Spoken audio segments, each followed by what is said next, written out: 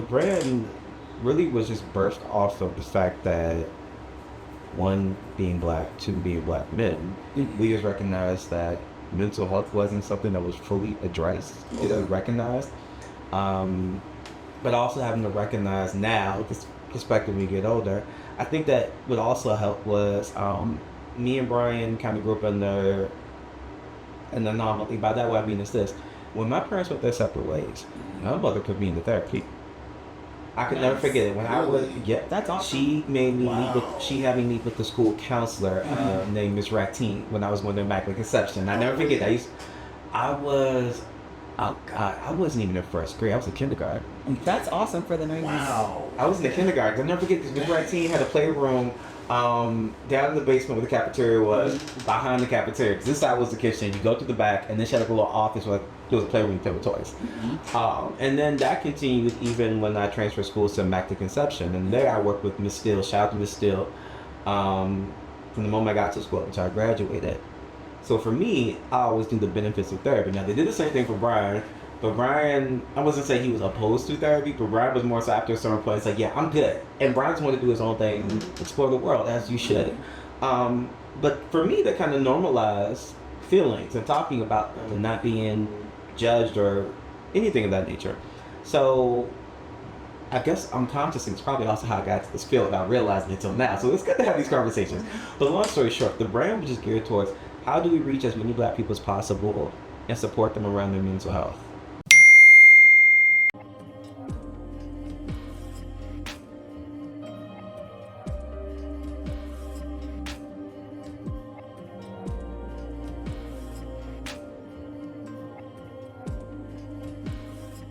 Bald-headed therapists. They don't know you're bald. You always have a hat. You have a hat on all the time. I didn't know you were bald. I mean, now he's bald because he wants to be. Look at that. So that's your brand? See, you look nice. See, he just keeps seeing different versions of stuff. Look at that. Look at that light making it glisten. You don't need the Mr. Clean, Mr. Clean. You don't need It's not at all. I'm just. I've been bald since 19. Oh, really? Oh, the hairline was going, and then That is a mission. 19? 19. Ah. No, long story short, the hairline was going. Epiphany Sutton, who I'm convinced to say somehow we are related. It was the summer we were being RA. We were going to be RAs, and she was like, you know what? I will look. Just shave your head. Just shave. I will shave your head for you. So she shaved it, and it was like, okay. At first, it had like that weird like fat, swollen type of like, oh, you look like you just like your first time shaving your head look to it, right? And much to my surprise, I was thinking like, yeah, life is gonna be so. I'm a 20-year-old bald-headed guy. Yeah, man. What shit? What I got hit was like, you actually look better. So of course, my mind, I'm like, I'm 19, about to turn 20. I was like, what you trying I to don't know say? how to feel about that. Yeah. You saying like the whole time It's a secret thing. Exactly. Oh, so it's quiet as kept. Exactly. Got you. So when it happened, everybody was just like, oh my God. Like, oh, this is so. I was like, yeah. And then here we are now. God, like, goodness, almost 20 years later? Okay. I have a theory that bald guys have the best beards. Is that true? My brother does. This is as good as it's going to get from me. And the only reason I even have this is because one time I caught the flu and I didn't know I had the flu, and I just passed out face first into the floor and just like split my chin open. So it got stitched. So there's still a scar. So I just kind of grew this, was like, yeah, we'll just cover that. Yeah. So it's a cover up. It's a good cover. Looks nice on you. Yeah. It's fitting. Yeah, needless to say, make sure you get your flu shots. Yeah. Oh, dang. Yeah. Come to hero bars. But anyway, welcome back to another episode of Mental Health Monday. Here are my doctors. Yeah. Okay. Yeah. Hey, Dr. Hey. Dr. Jones. Dr. Jones Dr. Sutton over here. It's Dr. All the Jones. doctors. Host Jordan. Yeah. Alright. So, no, you were about to say something. No, I was saying for the introduction, I guess I should just say who I am, or... Nah, they know who you are. You're about to say you're the bald-headed baddie? Yeah, bald-headed bad. I would say baddie. Baddie? I'm not a bad. I'm only if you just kind of like, if I'm in the inch of just like that last nerve to be plucked, then only time I'm bitching. Nah, not that kind of. That I'm only bitching also when I'm hungry. Oh, are you hungry? You're not you when you're hungry. I'm bitching when I'm hungry. Are you getting hungry? It's just a hungry moment. No, I'm good. Okay, Great. all right. What are you trying to I gotta say? ask these questions. You gotta ask. Look, No, what I'm not trying to find out. That's what it's about.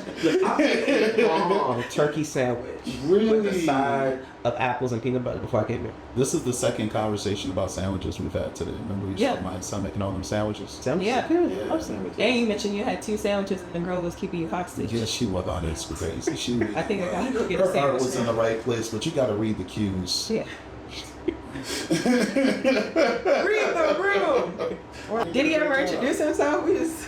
This one. No. You gotta have that. Do you want to introduce yourself? I can do the intro. Look, I'm honestly having a hard time talking about myself. I still blush when people read like my biography. I will tell people who you are.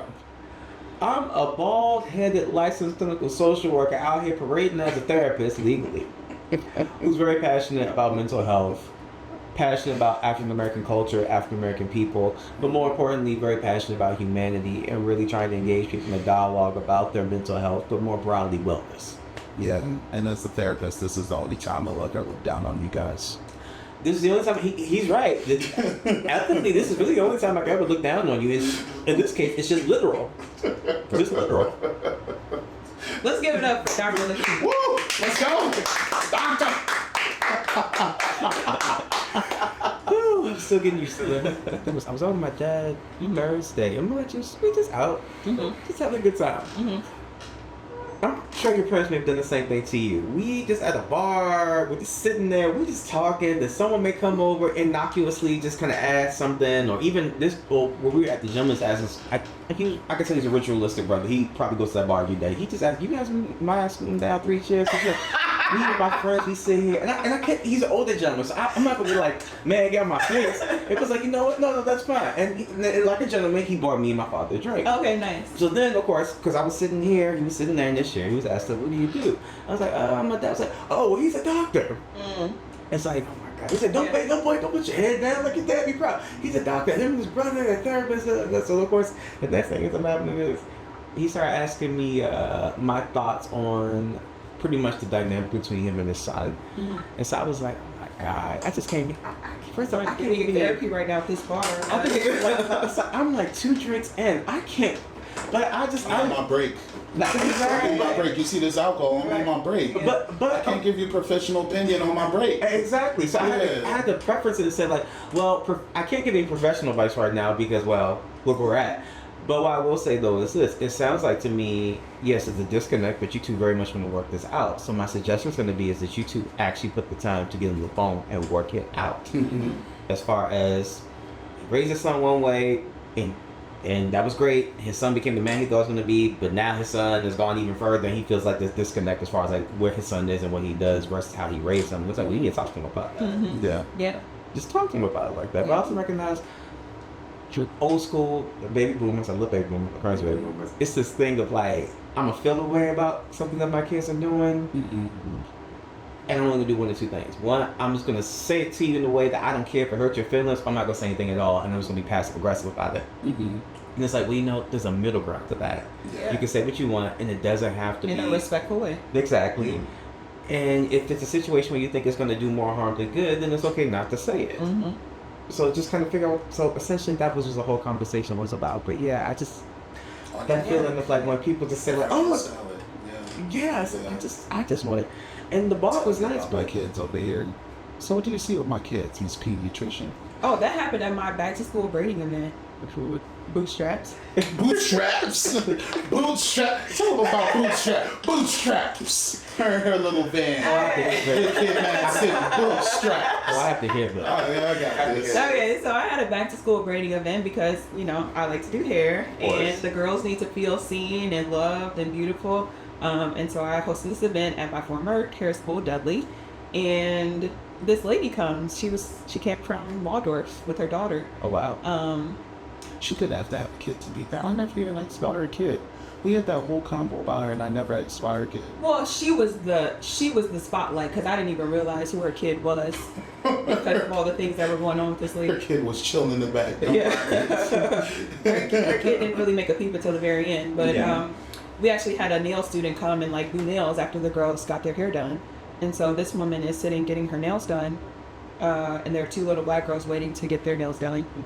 And I walk up to the student, and I'm like, hey, are you going to have time? Because she only was there for a certain number of hours. I was like, I'm going to have time for these two little girls, as a hint to the lady, like, hey, like, can you get up? She's like, oh, I'm not getting polished, don't worry. I'm like, okay. Okay. So, then somebody else goes over and talks to her. She eventually gets up. That was one instance. Then we start having this conversation, the women in the salon. So moms who are waiting for their daughters, and then the stylists who were there, have this conversation about their birth stories and like how they're healing from their own trauma and raising kids. And then it gets into, why are Black people, you know, behind in this country? What do we need to do to get them out of the predicament that they're in? And this is why he calls her bootstrap, because her position was, oh no, not that. her position was, you just need to make better choices. Like, DC has so many resources, you just need to take advantage of it. Bootstraps. Right, exactly. Okay. So, It worked for me, so it should work for you. Bootstraps. Exactly. Not all leathers made the same. You ever thought about that? Yeah, wait. And then not to mention, other people said there's all these resources, and I'm always fascinated. Have you tried to access all these resources? Not saying that they don't work. They don't work all the time. Yeah. And that was one of the points that actually came from one of the girls who were getting their hair braided. It's like, hey, yes, there are a lot of resources in DC, but the people in Maryland know that there are resources in DC. And so they take those resources from the people that actually live here. And so it's not as easy as you may think to just get it and get Smarter than lady. Yeah. Smarter than bootstrap, you know. But anyway, we brought up bootstraps. Bootstraps. You put the S on there. Two bootstraps. Okay. Because she's pulling up her own shoes and she's pulling up your shoes. Yeah. Right? She's like, no, I have some boots for you. Come on. Come on. That's her thing. Yeah, so bootstraps, and as I'm braiding, because I had to braid even though I hosted the event with my nonprofit. Yeah. I was one of the braiders, and as I'm braiding this other girl's hair. But people will agree canceled. That's why you're braiding. No, not even that. It was just like we didn't have the time to recruit enough people where I wouldn't have to braid. Yeah, but there were people who did cancel on you, right? But then we filled those spots with somebody else. Okay, I'm saying, but you would have. Either way you put it, the winners are different regardless, right? Yeah. So I'm braiding this girl's hair, and she's walking out with her daughter, and she's like, "Oh yeah, Dr. Jones, can you just tell my daughter like she needs to wash her face every day?"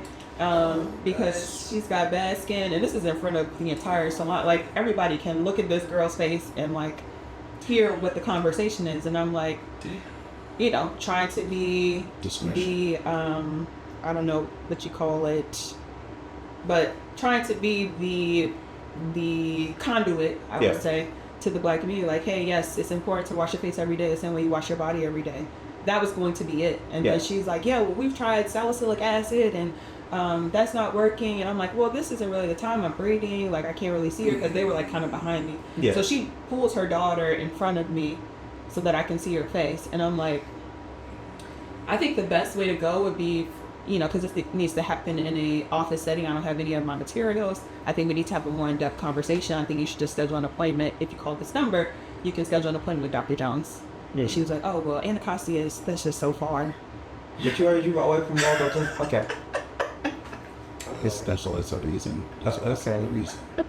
One excuse. Is that an excuse? That's not like an excuse. It is. Yeah. Because think about this. You drove all the way from Waldorf before. To Northeast. So you drove past Anacostia. Yeah, for something that's still important, but it wasn't as essential, right? You express this concern about your daughter's acne. Someone gives you a resource. Now all of a sudden, the distance that would probably actually be closer to where she is, maybe by 10, 15, 20 minutes, is all of a sudden too far. How do you get with an answer, but not make it convenient for me? Yeah, and that's kind of something we talked about before. Is like people wanted something for nothing. Like you don't want to go through the proper steps to have a doctor's appointment and go through your insurance and have the billing and get me paid for my time. You want to curbside me at a free event for the community, like, and also trap you into having to answer things. And it's like, well, I'm a doctor, but what you're asking about isn't what I specialize in.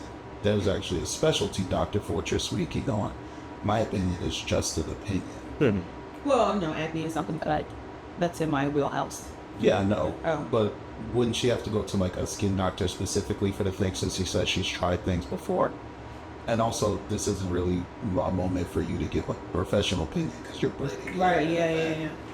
I mean, I do have like she was at the very beginning of acne management, so I had like 5 other things that we could have done before we say, oh, let's go to a dermatologist. But yeah, it was still very inappropriate. And so me trying to balance keeping a boundary and also being respectful and maintaining the brand of raising risers, like that was a very and braid. That was very challenging in that moment. I put in a position that a lot of black women put in. It's like, oh, multitask. You want me to braid your hair and also be your consultant about your skincare and also answer all these other questions. Got you. What's life like for you guys when people ask for too much and you can't just be like, hey, don't you see I'm busy?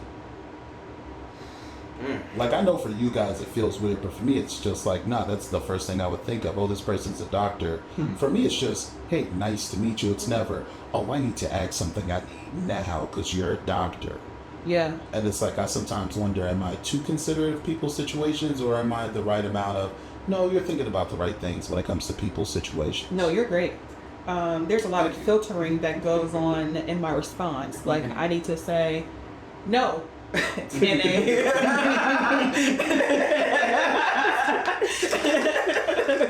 a nice professional way. So there's a pause and a like, okay, let me say this, schedule an appointment. Yeah. Well, I guess it depends on so many different things. By that what I mean is it depends on what they're saying. So for instance, even if it's a situation, I'm out, I'm having fun, I'm not trying to hear this. But if someone says to me, well, I've just been having these really dark thoughts about just not wanting to hear anymore. You can't ignore that. And it's just kind of like, okay. No, the time. Let's zoom one in. Let's just kind of zoom one in. Those type of situations I recognize, and what it is that I do, and even I'm pretty sure in an emergency situation for you too, you recognize it's like, okay, these are one of those situations where I don't get to turn it off because I really need it, and this is actually the time probably supposed to count the most. So in those instances, it's like, okay, I'm for it.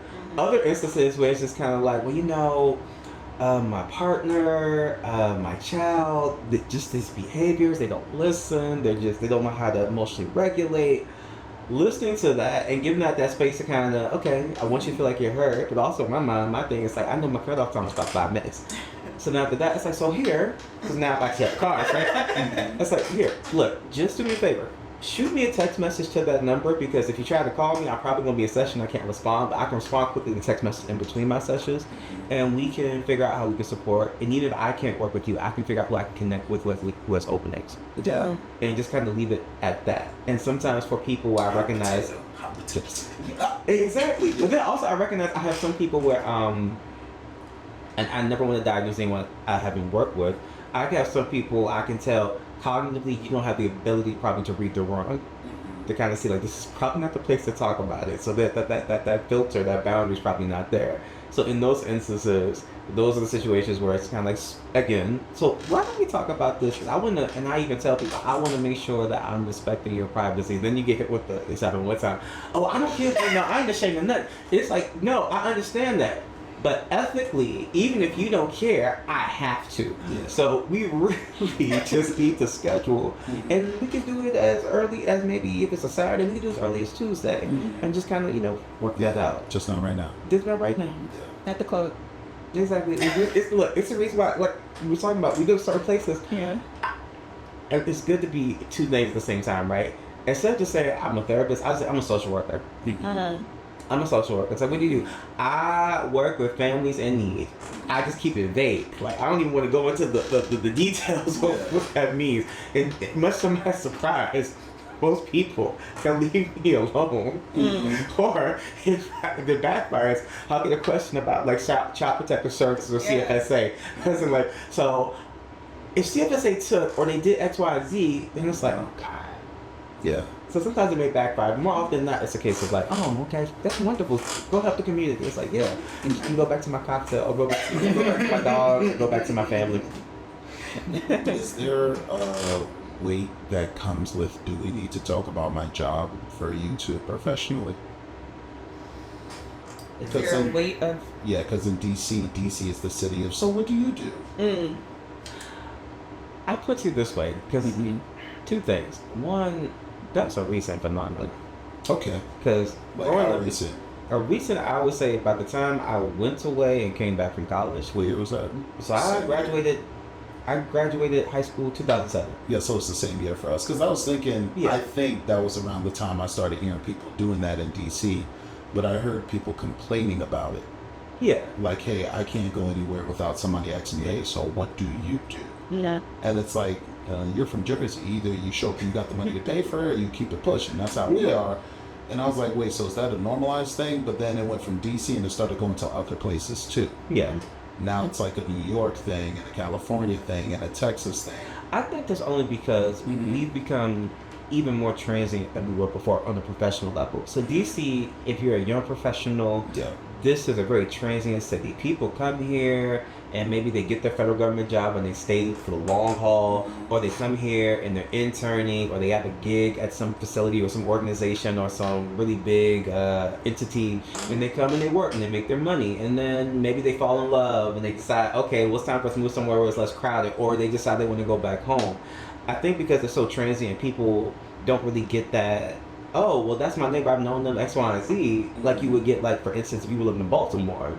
It does become a conversation of, like, what do you do? And then also, not to mention, that also feeds into, like, the dating market that's in DC, which is, like, don't get me wrong, everyone always says, I want someone who's emotionally mature and aware, emotionally intelligent, but also everybody wants to hear, like, oh, are you a doctor? Are you a lawyer? Do you work high up in the feds? And I'm not saying that's wrong, but that's also becomes a part of the dialogue. And what I will say, what makes DC so unique in that regard is that, and people from Atlanta, don't get mad at me. This is something that y'all had on Instagram a while back, where they were talking about how, like, DC is where black professionals come and they have, like, the real money.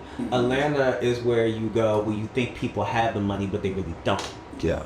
And I think that's a narrative that kind of got stuck to this place, because it is true for the most part. DC is one of those areas where, like, you can't fake the funk here. You either can afford to live here or you cannot. Yeah. You could probably do it in Georgia, but not. Well, you probably do it in Georgia, not really. But here's one of those places like you gotta pay rent, because if you don't, you already know there's gonna be 10 people lined up that's gonna want your apartment, your house, whatever it is you're living in. But I think conversation about that for this spot too. When I told you how much this was for a 3-bed, 2-bath. Yeah. There was this young lady on YouTube. Ironically, last night I was like watching YouTube videos of people are shopping for apartments, because I'm always looking to see where the market's at. And there was this one spot, it was like 2835, 1 bed, 1 bathroom, not even in DC. It was in Nova. And I was like, well, not Nova, it was in Nova, North Virginia. Yeah. And I was like, they selling it that much? And it was right off the highway. And she was like, the windows don't open. I was like, the windows don't open because if the windows open, all the traffic noise is going to go right into your apartment, which is going to make it less of a luxury experience for you. That's why. But then I was like, let me mind my business. But that's too expensive. Yeah, but she was about to say something. Yeah, I think even though the history of the DMV is of affluence for black people, though. So even before 2007 or whenever, I think just like, you know, the PG County people, that was like one of the richest black counties in the country for a long time. Like, you know, I'm not from this area, but we moved from the Midwest when I was in 3rd grade. And so, like, we was just... Ready to be so.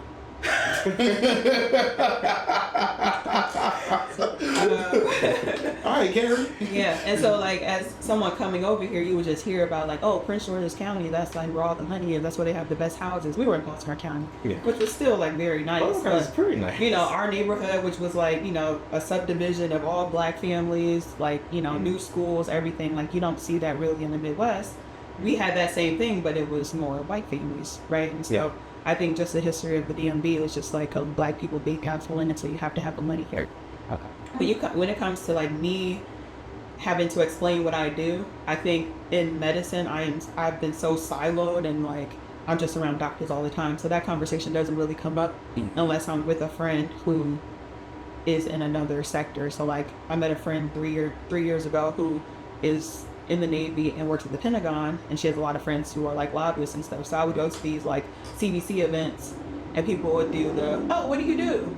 I think in an effort to network and see how they can climb the ladder. Yeah. And I say, I'm a pediatrician, so they have no interest. It's like, oh, okay, whatever. I'll send you social work. Honestly, it's me and you, I guess. and they have no interest. It's like, okay, I mean, that's fine. I'm here for the cocktails. Yeah. Exactly. Exactly. But your original question, I'm sorry, because I feel like that's my fault. I feel like I took it all the way around the world. But your original question was like, is there a weight that you feel when people ask that question? Because you just told me, you're like, nah, I run away publicly as a therapist when folks meet me in public. It's like, you know, you're the worst Waldo. Like, hey, don't get the service for free. I'm in the middle of my drink. This is a good cocktail, too. Exactly. And probably. I would say this. He's a fat bad. Interesting. We'll have to talk about that. Well, I'll say this. There is a way. I'll speak for myself personally and transparent. For me, yes, there is a way. For the simple fact that one of the things, even at this big old age I'm at now, right? I've always still tried to negotiate is. That's so black. What? I'm a big old age. I'll be 36 at the end of this month. Hey, big old age in my mind. But I think that's a medium age because I'm 35. So. Fair enough. But I would say for me, that's always a heavy question because of the simple fact that I will say, growing up, my environment, I'm very thankful for it.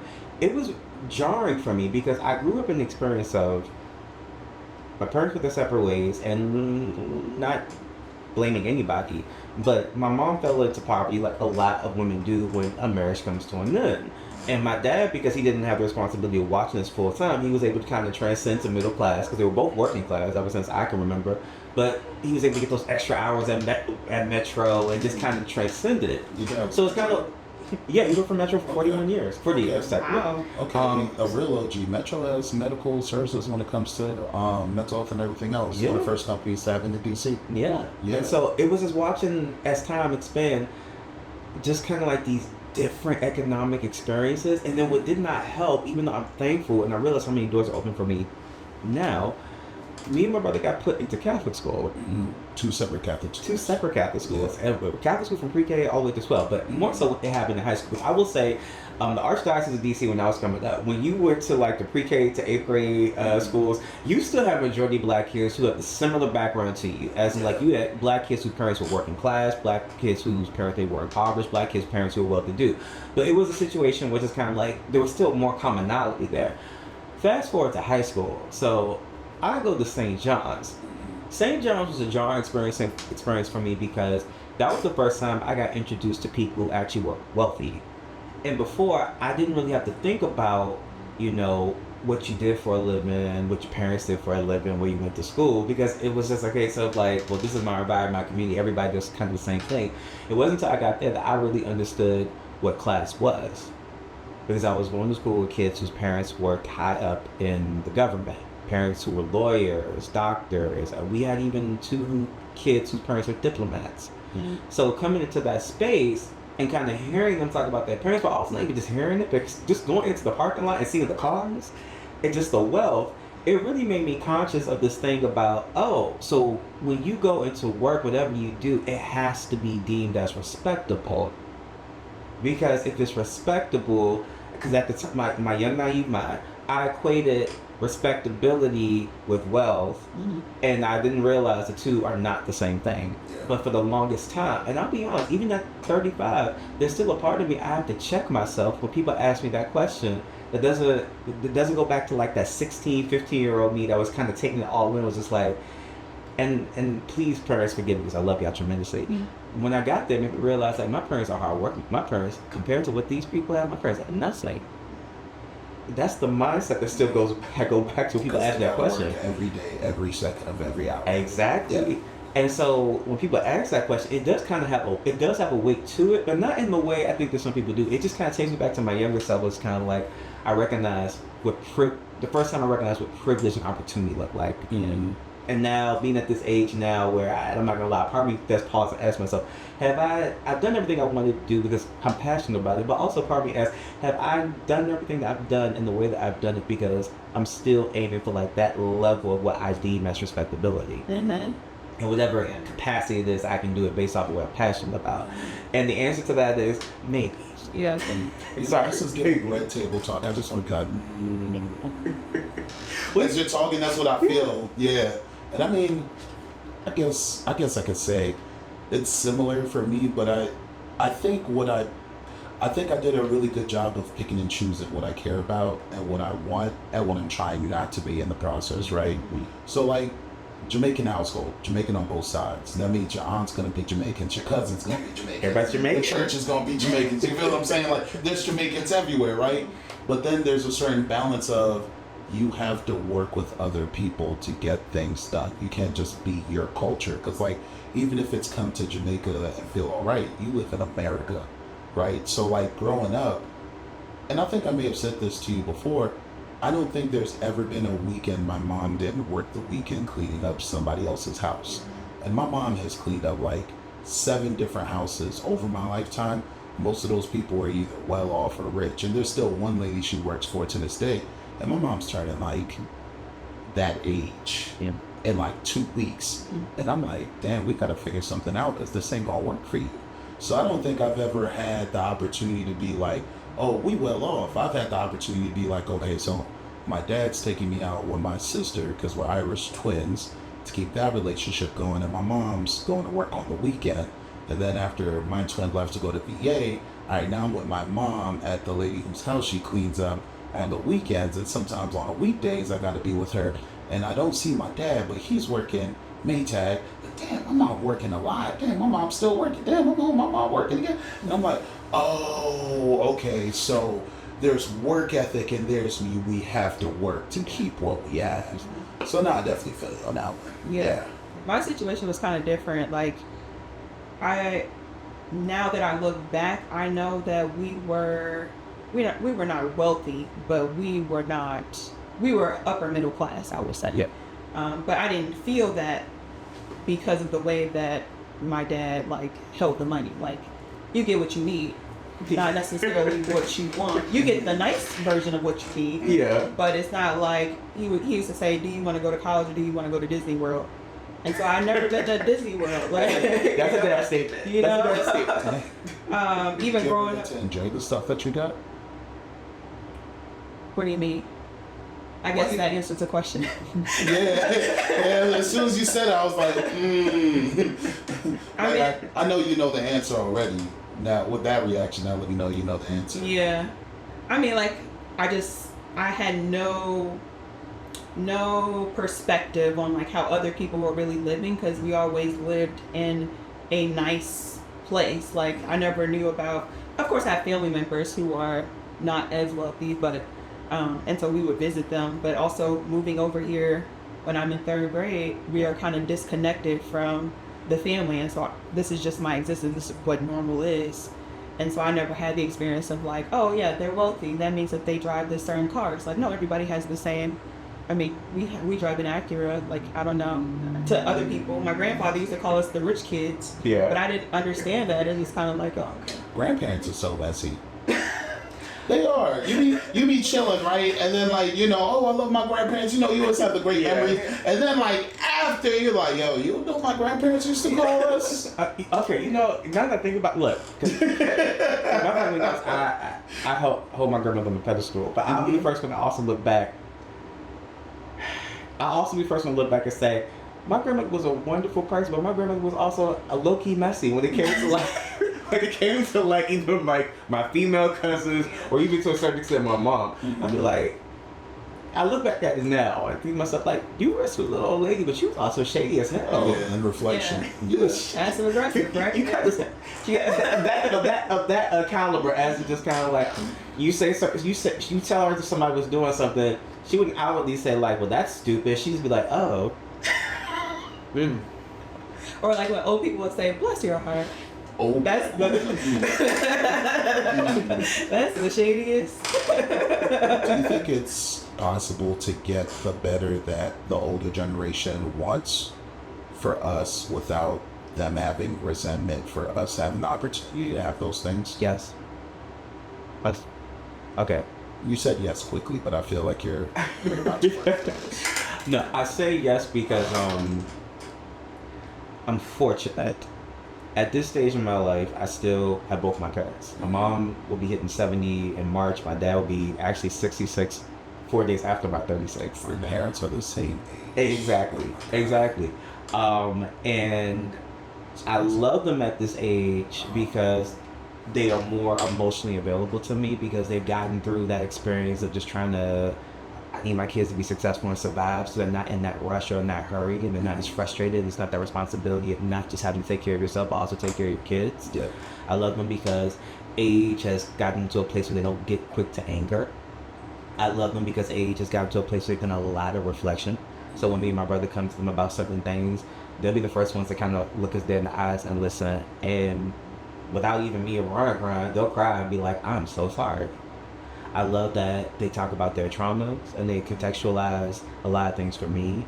I love them because now they're willing to be more vulnerable with me, and it makes me feel as though, believing that my parents feeling vulnerable makes me feel safe, because it lets me know, like, all of this stuff that you go through as an adult, it's okay, it's going to be messy, you're going to make some mistakes, and you're probably going to pay for them. But with that being said, though, if you're committed to the process of growing, you're going to get through it, not without scars, but you'll definitely get through it. Yeah. And so all the things that me and Brian are doing that are wonderful, it's because of them, even to this day, them always saying how proud they are, them always trying to figure out how they can contribute, how they can add.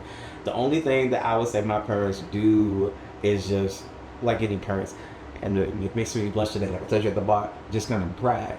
And I've never gotten an instance from them of jealousy or anything like that. I've gotten more so a situation of like a vicarious type of, oh, so this is what it's like to, because neither one of my parents, my mom went to college for 1 year, felt like it wasn't her, dropped out. My dad went to UDC for 1 semester and was like, oh yeah, I need to be in the bus because this ain't gonna work for me. Yeah. And I think for them it's this curiosity about like, okay, so this is what it's like to kind of have like a college education, a certain way of thinking, a certain way of kind of experiencing the world, and them just kind of being right next to us and being like, huh, because when me and Brian go back and forth and usually in agreements about issues around race and things of that nature, my parents are always in there like, and my dad be the first one to say like, I'm so glad my tuition money went to good use.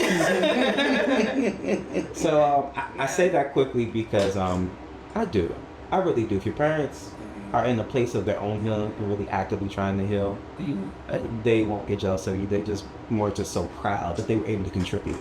I am jealous of what you described because my parents are not that. Okay. Yeah, same.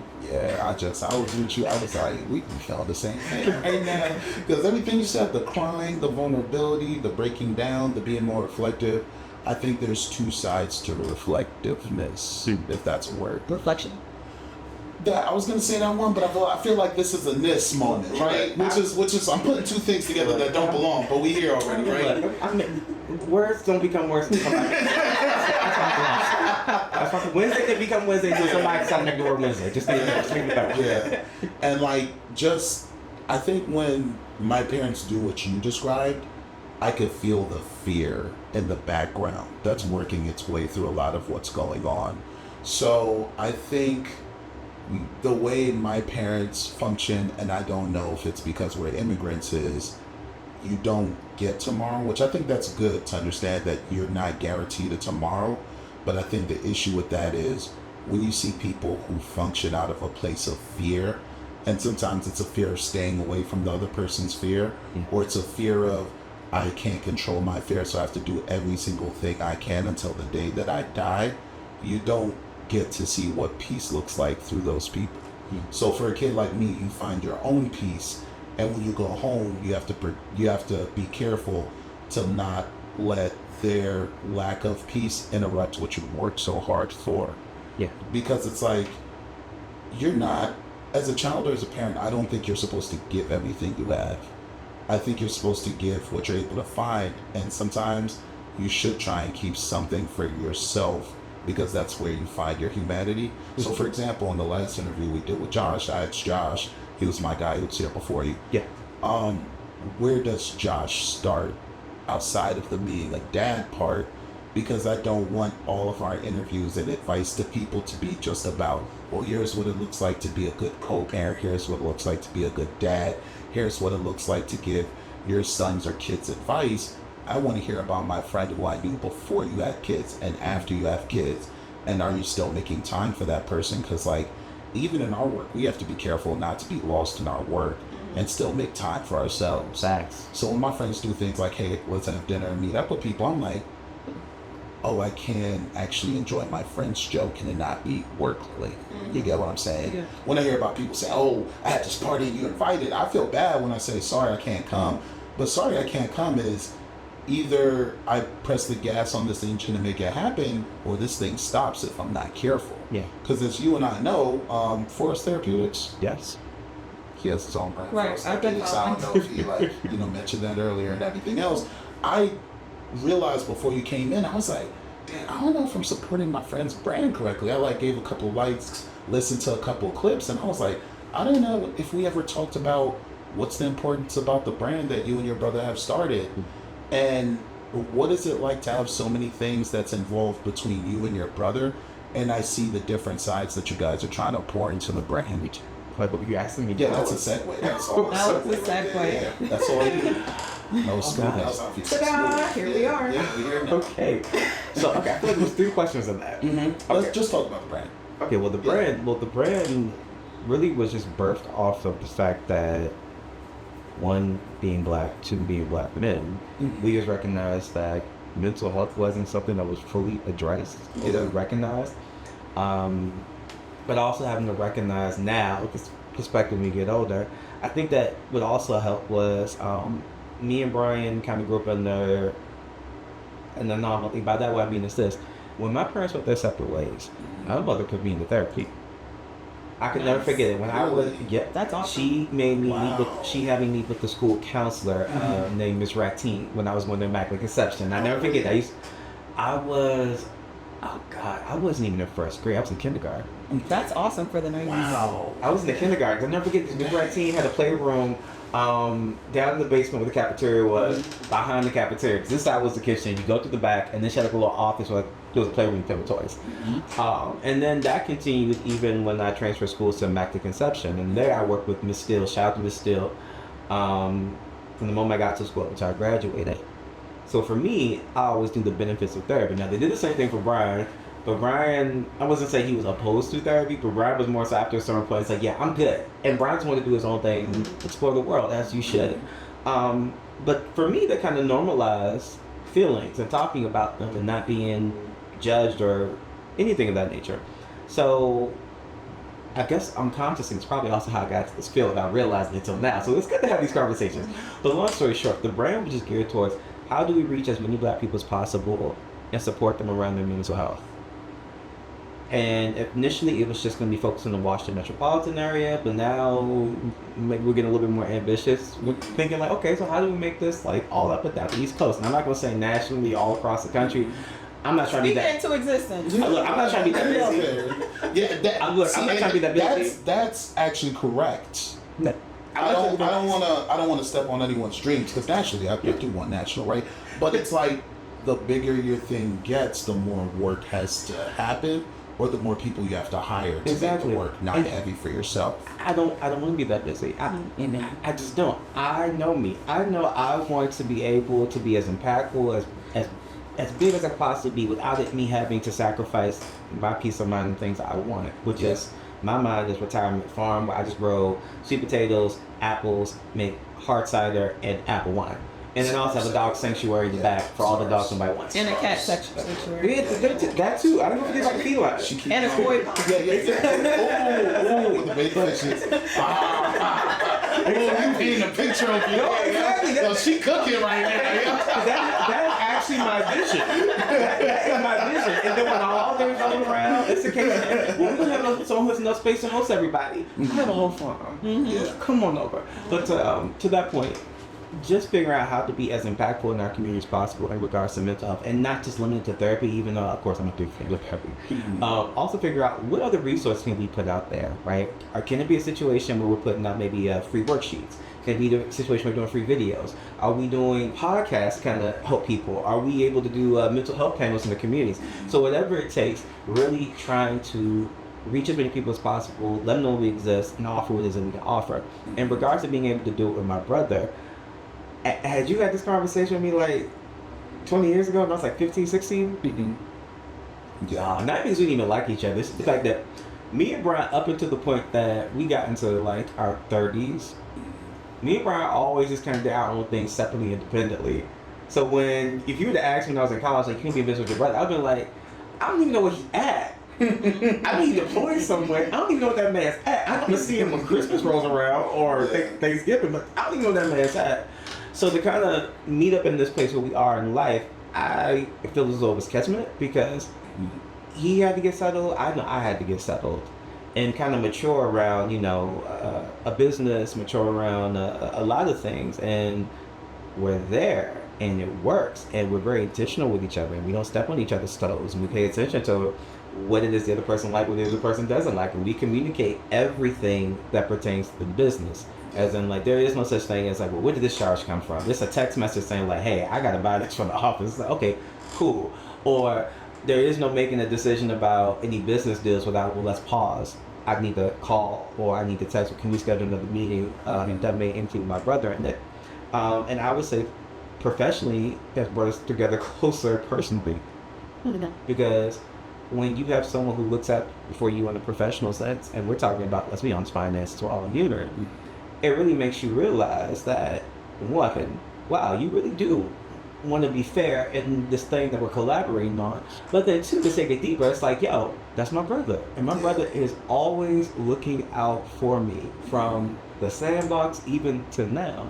And so it kind of makes you feel, not to mention the fact that because we're in business, I'm forced to talk to the man like at least every other day. Yeah. That's beautiful. What's that experience of being able to share the words "our" with you and your brother when it comes to what you guys have built, and not just yourself? Because it's great that he looks out for you, but I know there's moments that you get to say "our," and it means way more to work for other people. It's powerful because this is something outside of just being born to the parents that we have from common. This is gonna be our legacy. We are going to forever be tied into each other, not just because, oh, that just happens to be my brother, but because the fact that we built something that we believed in and we were able to collaborate with each other, and it's going to outlive us, and it probably gets passed on to another generation because as low-key as it's kept, and I can still talk about it when you want to talk about it. Now Brian's eldest daughter is like, well, I would be a psychologist. Nice. And me and him were just like, we told me that's like, because it's one of those things where it's like, I've never experienced it, at least in my family, where someone wants to be something because someone else is it. In my family, it's often the case if you just kind of pick your own path. But to actually have someone look at us, that has been looking at us since the moment she did this earth, say, you guys seem to really like this. You guys seem to be really smart and do well. I want to, even though I know it's more so her father because she loves her father tremendously. I want to do it because you guys make it seem so fun or so interested. I was like, this is what legacy looks like. And even outside of a bloodline, legacy looks like, for me, all the people that we get to help, that if we could stop whatever it is that is harming them from harming their children and those children, whether they know it or not, that gets passed down. Yep. And to me, that's everything. And I know the same thing for Brian. That's everything. So to say that we have been able to do that and contribute to that is a great, powerful, and indescribable type of show. Yeah. Dang. That's awesome. Yeah. And this is why Raising Risers was developed, because I do feel like you can mold a child into whatever you're big enough to dream for them, right? Yeah. And so your mom putting you in therapy at 5 or 6 years old. 6, I started school late. That's okay. Mom, You got a late birthday. You said in a month you're going to be 36. Like, you got October birthday. But mom teaches that deadline. You a Libra? I'm a Libra. Oh, my mom's a Libra. So to me, she's awesome. Yeah. That's why she's hard work. She's the BOC. I know she's a Libra Libra. appreciate her. And she tries very hard. And she's doing her best. All right. Right, but you mold a child while they're young, you can make them into anything you want them to be, and you can heal the generational trauma, right? Because now you have your niece, your brother's daughter, who's going to continue the work. Her children are going to be better communicators if she's going to actually become a psychologist, right? That's always the goal. We don't see that many psychologists, period, and we also don't see that many black psychologists. So that's even more important. It's like we're creating this network of black psychologists to help black people communicate better, because the first thing I hear when I see people and they need therapy is like, oh, is it going to be a white doctor or a black doctor? I'm like, that is an important question, even though white doctors can provide some good therapy. Definitely. It just means something different when you're talking to somebody who comes from the same background and understands just like the nuances in being black. And also that fear of rejection is real. Yeah. Like a white doctor not being able to get your experience, or like I've had stories about my friends who went to go get therapy before I started the platform. They told me about doctors who found out about the jobs that they were on in terms of like being on tours and stuff. And then the doctors being like, oh, well, what's that like? What's that star like? And it's like, I'm here to get help from you. And I just told you about my homie dying. And now you're making this about my job and you're excited. And it's like, should I be really sitting down and taking the advice of someone who's so excited about what I'm doing when I just told you about this heartbreaking story 5 minutes ago? And they've had 4 different tries of therapists. They're like, that's how I know therapy is not for me. And I'm like, I'm not going to fight that story. Because if I was in that position, I'd be just as angry as they are.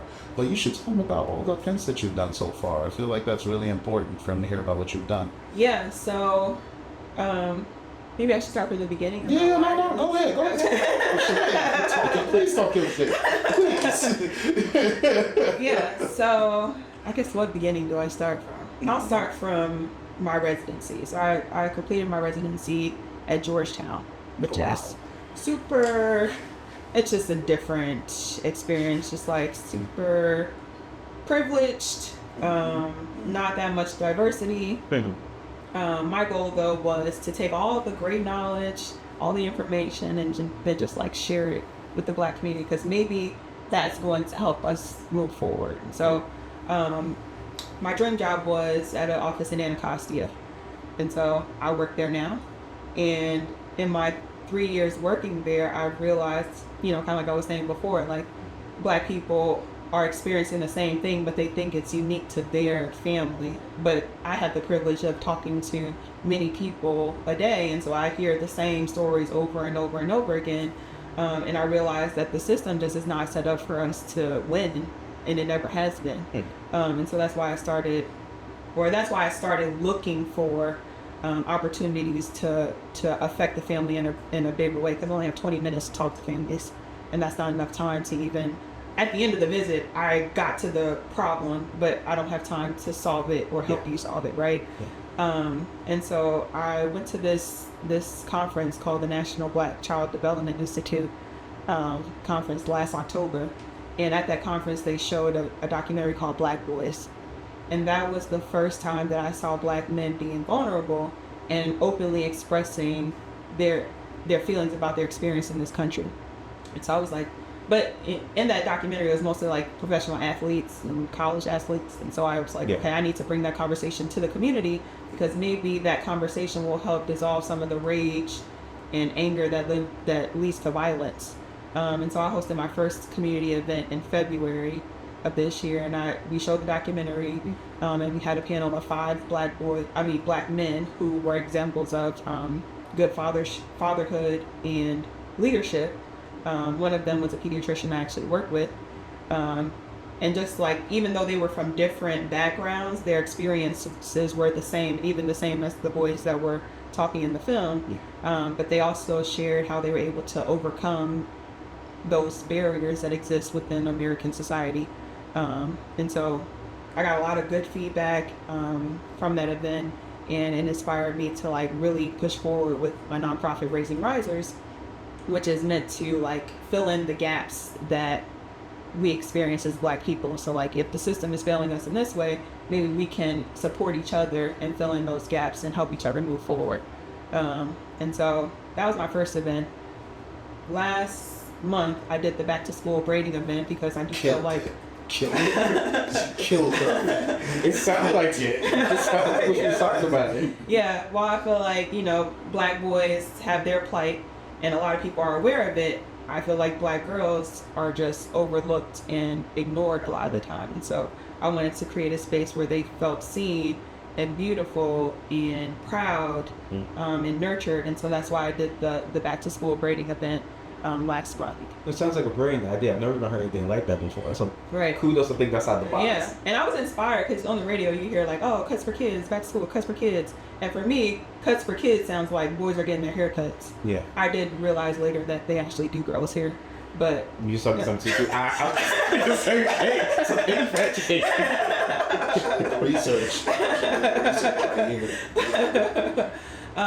But yeah, so that was what made me think like, okay, yeah, the boys are getting this celebration, they're getting their haircuts, but like somebody needs to invest the time in doing the girls' hair because their hair actually takes more time and is more nuanced. Like you need somebody that can actually do it, right? And so I collaborated with one of my classmates from hair school. We collaborated to do the event. She's actually the same one that said you did such an amazing job on your color and that you're a genius. Yes. I thought the color that you do when it comes to your technique and everything else. Yeah. You the greatest hair fan in the entire world. He is, yeah. So Alice actually has been braiding for 40 years. Oh, wow. She started when she was 3. Jeez. I thought it was a joke, but like she actually had a clientele at 5. Like, goodness. So she has all the like I can braid and I do a good job and it looks great, but like she's like on another level. So she helped me with like telling the stylist what they needed to have prepared and making sure like we had a certain time limit for each girl because it should take 2 hours to do these 3 styles. Like she really helped me with a lot of the details, but. I got a lot of positive feedback from that event because one of the girls came and even though we saw on the flyer like you need to have your hair shampooed and blow dried before coming, one girl came and she was just like nothing had been done. Yeah. But she looked to me as if she was someone that needed this. Yeah. And so I was like, all right, come on. And so I shampooed her hair, and while I'm shampooing her hair, she's like, oh my gosh, thank you so much for doing this because I wasn't going to go to school tomorrow if I didn't have my hair done. And so in that moment, I felt like, yes, this is the right thing to be doing. And I could see the impact that I was having in that moment. This is not something I experienced as a physician at all. Like, if somebody comes back 3 months from when I see them and they're like, and I happen to see them because we don't have great continuity, then that's the rare instance where I get to see like the fruits of my labor. But I just felt very fulfilled from doing that event. And so, Raising Rise is going to keep doing things like that in the community.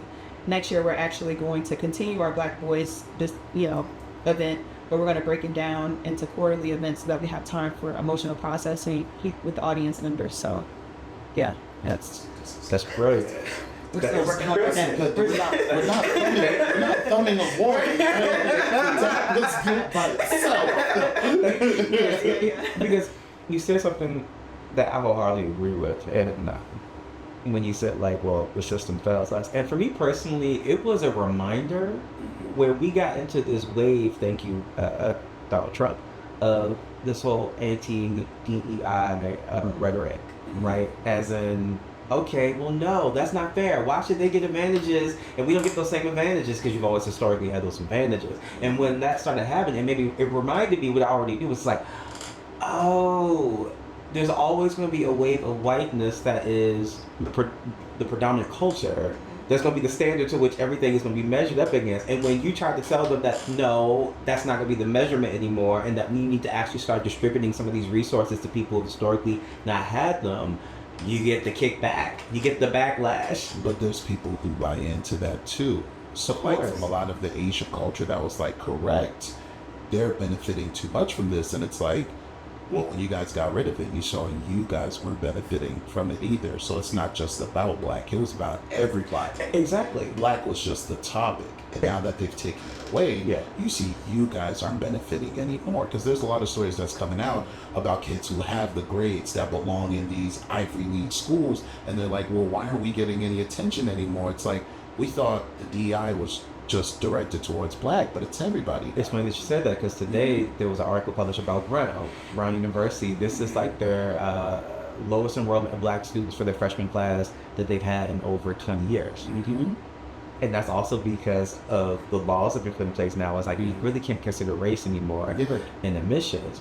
And so, of course, people have been saying, well, no, we need to take that into consideration. Otherwise, you're going to see these numbers really decrease. Yeah. is actually happening. These things have an effect. Those habits that everyone has been talking about, they were real. Yeah. That's why the laws were there. But to her point, what she does, which is much needed, is the fact that I am also someone, I believe, yes, black people, we do need to collaborate with allies 1,000%. I'm also someone who firmly believes that, if anything, this country has proven that we have to always have our own inner working systems within our community. And that's not even just something that's just like unique to African Americans. We see it in other communities. We need to get back into that space that's actually happening. And me personally, I think practice. It does. And I know it's not going to be perfect. I know it's going to, for us to be very complicated because we've been disenfranchised for so long. And we've also been disconnected from each other for so long. And we've fed into a lot of the American politics about colorism, about classism, about pulling yourself up out the bootstraps, right? Bootstraps. Bootstraps. Exactly. A lot of us have drinking the Kool-Aid, and for those of us who have not drinking the Kool-Aid, we've either had spat in our face, whatever image you want to use to describe that, but I think that gets back to what it is that we have to do. We are always going to be our own biggest advocates, our own biggest supporters, and we are the ones who have to be able to right what's wrong in our communities.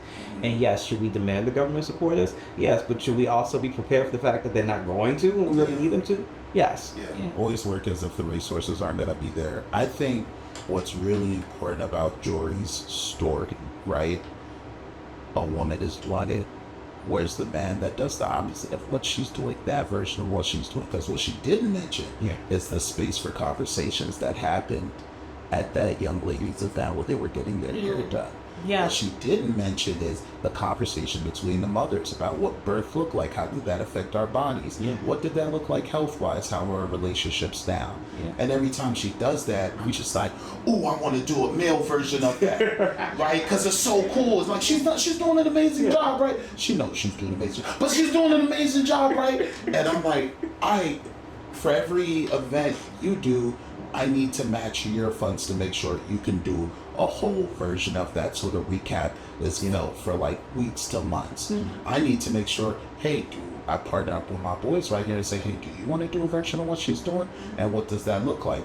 I also want to be like, hey, should we do an all-woman panel of what vulnerability looks like for women now as men, and make that space? Because what she's doing is she's making space that she felt the community deserved, and she'd like to see more of that, because there's people who aren't being heard outside of the bigger projects. And how do we facilitate that? And then we come together and be like, all right, do we have the money? Do we have the funds? Do we have the coverage? And how are we going to market this? Because the payoff should be, this needs to grow as a topic. And then, can we keep up with the expectations we're creating for ourselves? Because I'm always going to be the first to say, hey, if you do this, what are you expecting?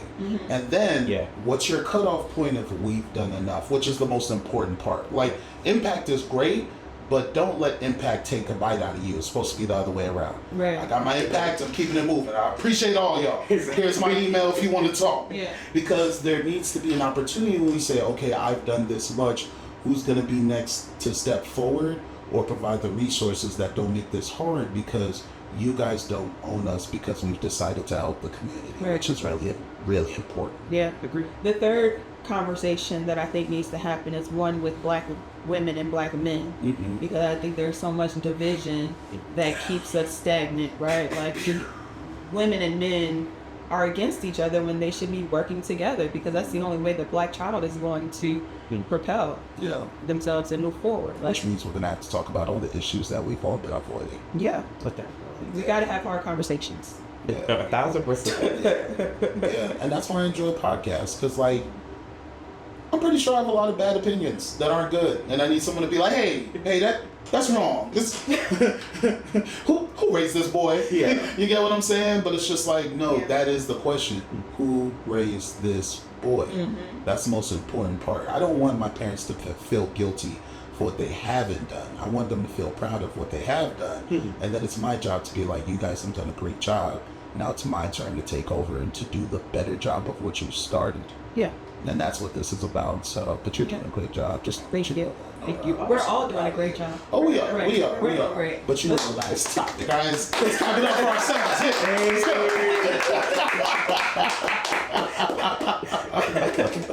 I wish I had that for all of us. This is great right now. This is great.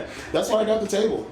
I got the table for 2 things. I have to see the table. It's not coming until like the end of October. Gotcha. So as I told you, it's like in October it's coming. Why not? Okay, maybe I wanted to see that. You really wanted the table. I don't know. I Like want right the now. Manhattan. Yeah, but if you're gonna drink a Manhattan, there should be a table to put the Manhattan on. Okay. You can't just be babysitting a Manhattan the whole interview. That's why when you see it, no, don't do that. Don't do that. I know you're about to do the, oh, I can hold it. I love me Manhattan. The feeling. The floor is strong. The little. And we went around just like this, and we're not spilling drop. Yeah. We're not spilling drop. And then I have games I'm gonna start playing with you guys too. Oh, nice. Like you be on TikTok or no? Not TikTok. I'm not on TikTok either. It's okay. I have a distress. There's some, as you should. There's some good games that there's too much advertisement, right? Yeah. But this game that I have now is an advertisement game, right? Yeah. And it's a game that, so lately TikTok have been running these advertisements that's like, hey, how well do you know your parents? You should do these card games. Pull this game and ask this question. And I was just like, concept-wise, good. And it's not parents. It's geared towards moms because no one cares about dads. That's just facts. That's how marketing is right now, right? Mm-hmm. And I was like, well, what if we brought this card game that's exploring the human experience and what people have gone through, and we apply it to therapists, folks that have been through manic episodes, folks that are helping these people in a wellness circle, and see where does that conversation go. And that's a conversation we're going to start having over Manhattans and card games. Okay, you might want to limit it to 1 Manhattan per person. No, that's fine. That's fine. There's always going to be water, Have a right? Manhattan mocktail. Yeah. I said that. Everybody got real still. Hold up now. It's good. We about to get real honest in here. It's good. It's just one of those things where it's kind of like, whew, okay, you want to have a somewhat sober mind to engage in that type of dialogue. You really kinda, I mean, there's going to be repeat offenders, like folks who want to come back to have more, say, nah, I need more Manhattans. And it's like, look, that's fine, but it's like, your experience is what we're sharing every time we have a conversation. That's why we get to ask each other questions, because, like, I want her to get the best advice from us about what does the business look like, or what to look forward to, or when you start building things, what are things you're going to have to be afraid of or sensitive about. One thing that I've become more conscious of is this. When you talked about weight, the weight for me, I would say, is recognizing that even though you do get tired when you tire your shit rest, the weight is that you recognize you gotta be seen. By that what I mean is this. I often think to myself when I'm in an academic space, okay, so out of all the doctors that are held in these United States of America, 7% are held by black people, 5.9% held by black women, 1.1% held by black men. So in my mind, I always think to myself, okay, that 1.1%. If I'm not showing up in academic spaces or other spaces, not even trying to push the credentials, but push, the value of education, they're not going to see it. It is going to be a foreign phenomenon that, like, wait, black men actually get doctorate degrees? It's like, yeah. And it's actually like, it's not easy, but it's not the hardest thing in the world either. And you realize when you go through your profession, all professions, I think, for black people, you realize the numbers, and you think to yourself, well, if they're not seeing me, then they can't really kind of visualize what it could possibly be. So then there's a case of like, okay, well, I have a responsibility, because much is given, too much is expected, to make myself as visible as possible, and not in a sense of arrogance, and not in the sense of like, look at me, no big deal.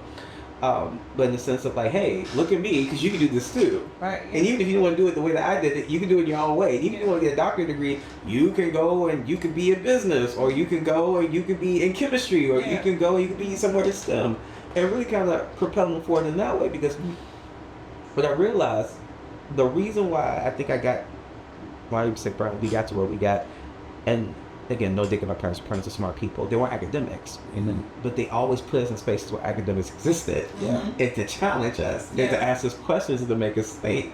And I realized the only reason why I was able to even do half of the things I've been able to do is because they put me in those spaces in front of those people. And so now one of my goals is always like, how do I get myself in those same spaces in front of those kids and show them like, hey, you can do this.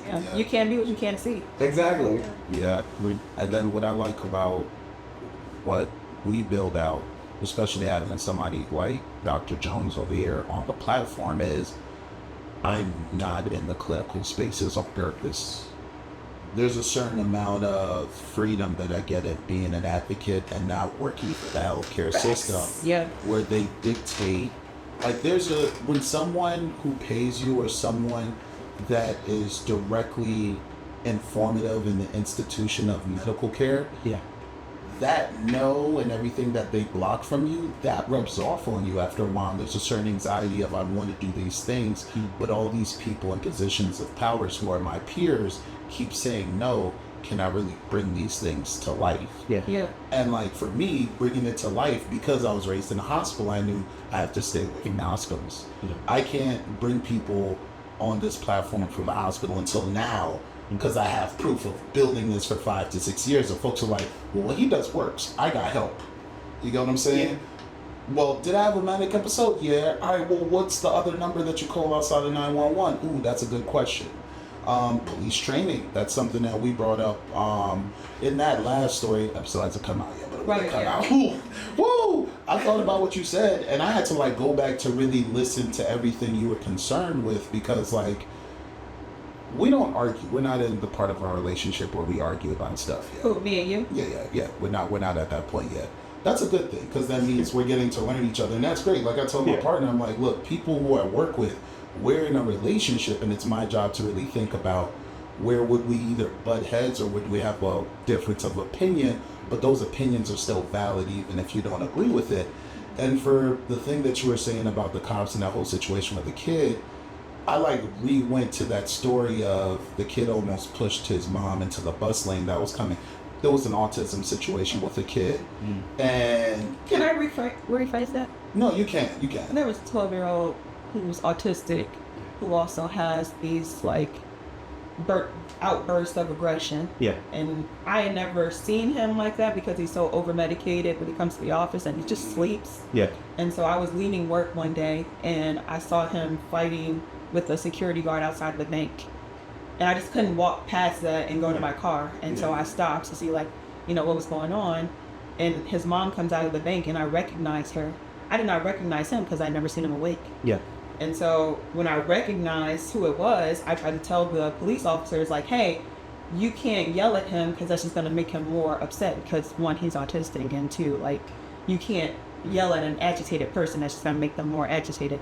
They ended up putting him in handcuffs, pinning him to the police car. When he was just having a psychiatric episode, a black sergeant came and took the handcuffs off. He calmed down, put him in the back of the police car till the ambulance came, and everything was calm again. And so my point during our conversation last time was just like, the police officers that were there initially saw him as violent before they could see that he was a kid with a disability. Yeah. And that's the problem with the police force. And then also on the other layer of the problem, just with people, because it starts with people before they have the job, is even if you train these people, here's what we have as a societal problem, right? We can only change how people are trained and what they should be concerned about, but it's still up to people to implement the right things and execute it correctly. Yeah. And in her story, she was telling me, because I'm not there, right? I'm just thinking, my friend followed the kid to make sure he was safe, but in my head as her friend, I'm like, shit could have happened to you the whole time this is going down, because you're still a black woman in America. You get what I'm saying? And then I'm thinking, the cops could have arrested her saying the doctor was trying to help, but they could spin the story because that's what people do now, right? Yeah. One cop was white, one cop was black, but my other thing comes down to, okay, so if the sergeant could get this right, listen to the kid, take the cuffs off, put the kid in a truck that has air conditioning because it was hot that day, how come the people who aren't sergeants can't say, is there a better way we can handle this as a doctor is giving us advice? And they don't need to listen to the doctor because they don't know you. Yeah. This person is a doctor. It says doctor on their shirt. They may know about what's going on. I'm also this kid's doctor. It's not like I'm just a random doctor. Yeah. But they don't know that. They just see a woman who happens to be a doctor. But they're not listening to you. I'm coming to you from the position of people that are listening. But for me, I'm just like, there's always the right way to do stuff. And for us in our community, we always see the right way. We see the people that are empowered. It's very rare the people that are empowered execute it correctly. Yeah. And it's always at our plight, and we pay the price for them not doing a better job. But if it's in another neighborhood, you see examples of them handling it marvelously. You get what I'm saying? It's like, how can you not lose your mind in America? Well, just in the world. I don't even want to just say America, just in the world. Yeah. Right? I think about that when I do the edit, so when I go over stuff, because I'll just be like, man, it's hard to be the editor and the person that's a part of the conversation and hearing it, and you don't feel something. I think you should be worried when you handle this kind of content and you don't feel anything coming out of the conversation. Oh, fine. How you don't? I take cold showers. Sometimes I stretch. I actually don't drink much just because I'd rather regulate myself emotionally correctly to really be aware, like, I don't want a negative connotation that I feel emotionally to be associated with alcohol. Like, when you get upset, you drink. I don't want that. I like alcohol. I don't want to spoil the whole experience. Exactly. But, like, I still do have to take steps of, hey, man, we don't get to smoke today. Stop. That's very responsible of you. But with the work that you do as far as, like, having these dialogues, taking all these stories, I always say, there's nothing wrong with feelings. Maybe you could argue there's issues with feeling too much. Yeah. But it's just more so, well, when we get a feeling, particularly a feeling in a situation like this where it's like, well, dang, I'm hearing this and I feel as though I can't do anything to help this young man. I always encourage people, well, you got to think about how do you want to channel that feeling into something that's going to be more empowering. Yeah. So if it is a situation of like having conversations with the police station, with police authorities, like how are you training your officers to deal with kids who have autism or kids who have some other disorder? Yeah. And if you don't have an answer to that or sufficientness for that, how do we collaborate with you, with community partners to kind of make sure that's happening? Now, again, to your point, it is a case of you get all the training in the world. Are you actually going to implement it? Because, for instance, we all went to driving school. We know technically you really should be driving one hand. You really should be two at all times. You right? should go to the speed limit. Exactly. And this But is the it's technique, the little 25. slide. Exactly. Right? You slide to the next one. That's how you turn. You slide it, all right? Theoretically, you know, you Keep sliding, all right? But you know, You can't do it down here anymore. Exactly. Okay? But you know, realistically, you probably just like, Yeah, you chilling. or if you like one of my cousins, it's like we're still trying to figure out, like, I don't know how this is gonna save us. in the Or the crash. people that drive in their knee. Have you seen that? That. So there's still that part of, like, even if you talk right, if you're gonna You're gonna do it how you like it. you're gonna do it. But me personally, I'm always a firm believer there has to be a starting point, Yeah. and there are gonna be some mistakes. And prayerfully, it's not the case of someone losing their life. But there's gonna be some mistakes, which is the reason why I am a firm believer you gotta be committed to a process, and no matter how long it's gonna take.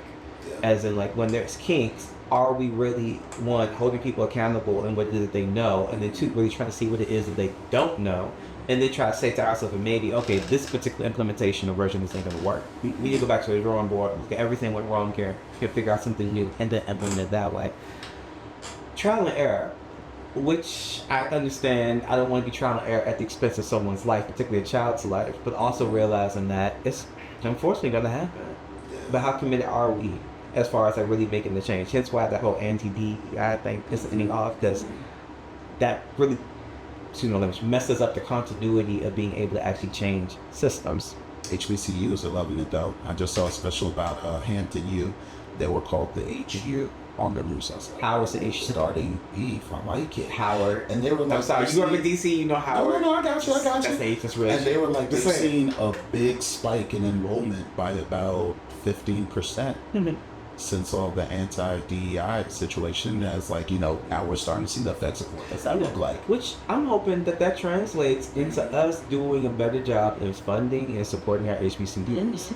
Yeah. Because they've always invested and funded in us and tried to give a world-class experience with a bootstrap budget. Because I'm hoping that leads to, like, okay, let's really kind of put money into it. And even for people, black people who are anti-HBCU, saying like, oh, it's not the same level of education, all the other jazz, which I always... It's the same level. Education is education. Exactly. But for my response, I always say, well, my answer to that always, well, one, be quiet.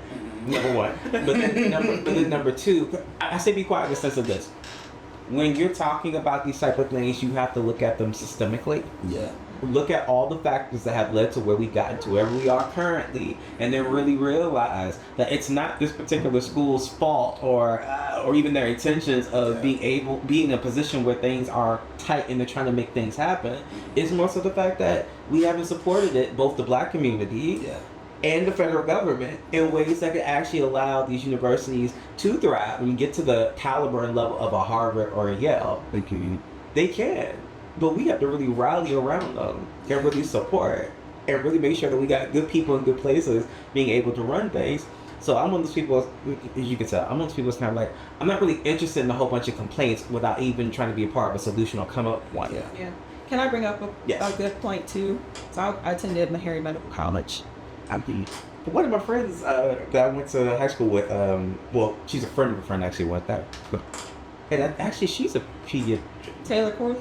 How you know? Oh, so you do know Taylor? Yeah, we graduated. I was going to say, we're the same age. She's the reason why I went to Georgetown for residency, because she was there. But anyway, DC is a small city. We'll get to That's great. that later. But Meharry Medical College was receiving a lot of funding towards the end of my time there, and the people in charge misappropriated the funds. So HBCUs need to. What school? Let's see. What's this on? This is in Tennessee. I haven't started that Tennessee after this. Yeah, but I'm just saying, like, that is a common thing that when we are in positions of power, we tend to make sure that we're good before the greater good is good.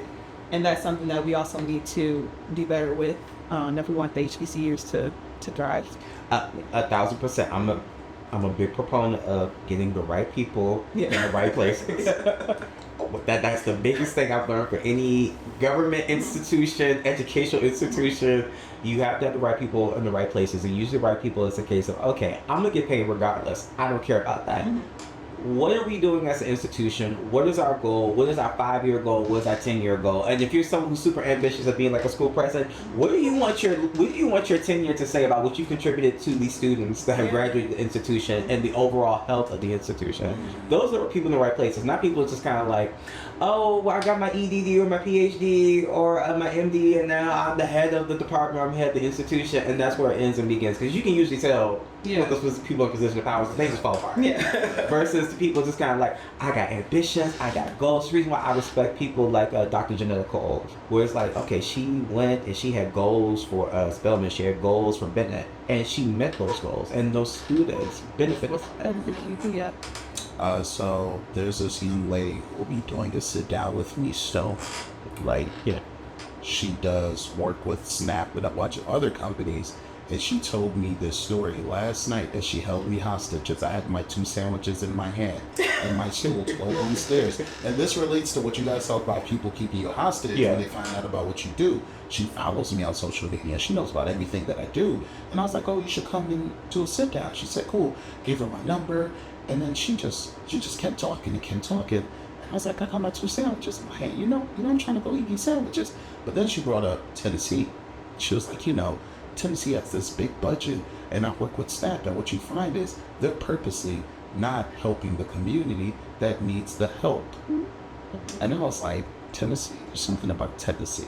And as you said it, I heard what you said, and I was like, that doesn't surprise me. One of you two just said it doesn't, because they're holding money back. Yeah, So, okay, it's the geek in me. So SNAP is funding that you receive federally from the government. Problem with SNAP though is this: the states get to decide how they want to implement it, and they also get to decide how much they want to give. So they can get away with saying, "Oh, we're putting this money in a block grant," which is a case of like it's not really. You could just put it in this particular grant where like be used for anything, and they can say, okay, if the feds gave the state maybe $2 billion in SNAP that you could give out for that whole entire year. The state can decide, okay, well, we're only going to give out that $2 billion. We'll probably give out maybe like $300 million, and then the other parts of it we'll just put in this block grant and we'll just use it at our discretion. Miscellaneous. Exactly. And so, but most people don't know that. As in, like, when they're like, well, how come my snapping? It's like, because you probably look at your legislature, look at your state, see how much they actually got, because this is not esoteric information. You can look and see how much each state got in regards to benefits for snaps, TANF, things like that. And then actually see how much they actually put in their budget for those actual things. And you'll be able to see the deficit. And you can easily ask them, so it looks like $300 million is missing. Where do you guys spend that $300 million towards? Yeah. And see, that's why you need to come back to have these conversations. If we talk about this, how does it relate to mental health? How does it relate to resources? And how does it relate to environment? And have that broader topic, and then give people action items that they need to do for themselves and their communities to help them. And that's what us running the platform looks like correctly. Yeah. Let's create our own snap, damn it. Exactly. The Panthers did it. Yeah. The Panthers did it. Yeah.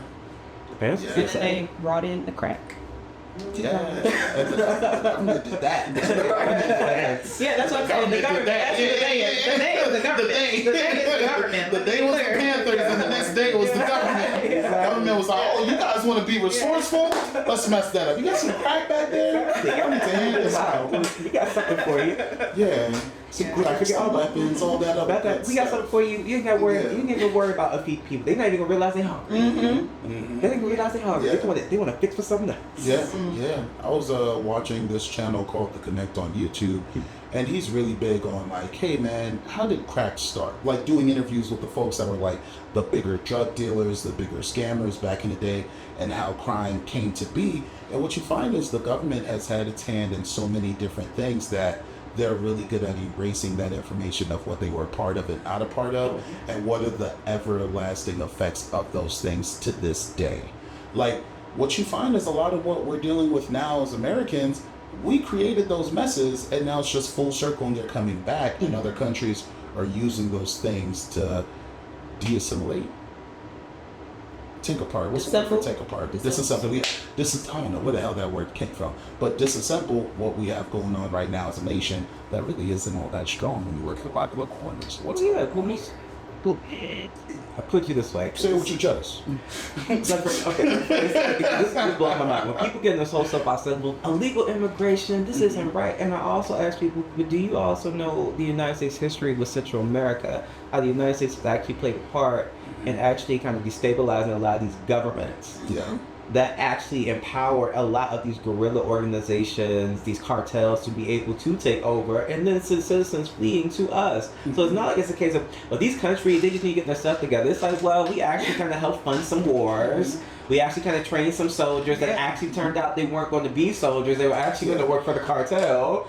But then we clean up the mess, so we're the good guys because we've cleaned up the mess and we've helped you guys now. The question's always a case of what's your definition of clean up the mess? Because sometimes people think clean up the mess is, well, we get some paper towels, we put it on the puddle, and now it's absorbed it. Yeah. But it's a case of there's still paper towels on the floor filled with juice versus like, okay, did you take the paper towels, pick it up, throw it away, get the mop, the bucket, actually clean it, let it dry, put a little shine on it. People don't clean up. Or like that time that Trump brought paper towels to Puerto Rico to clear a hurricane.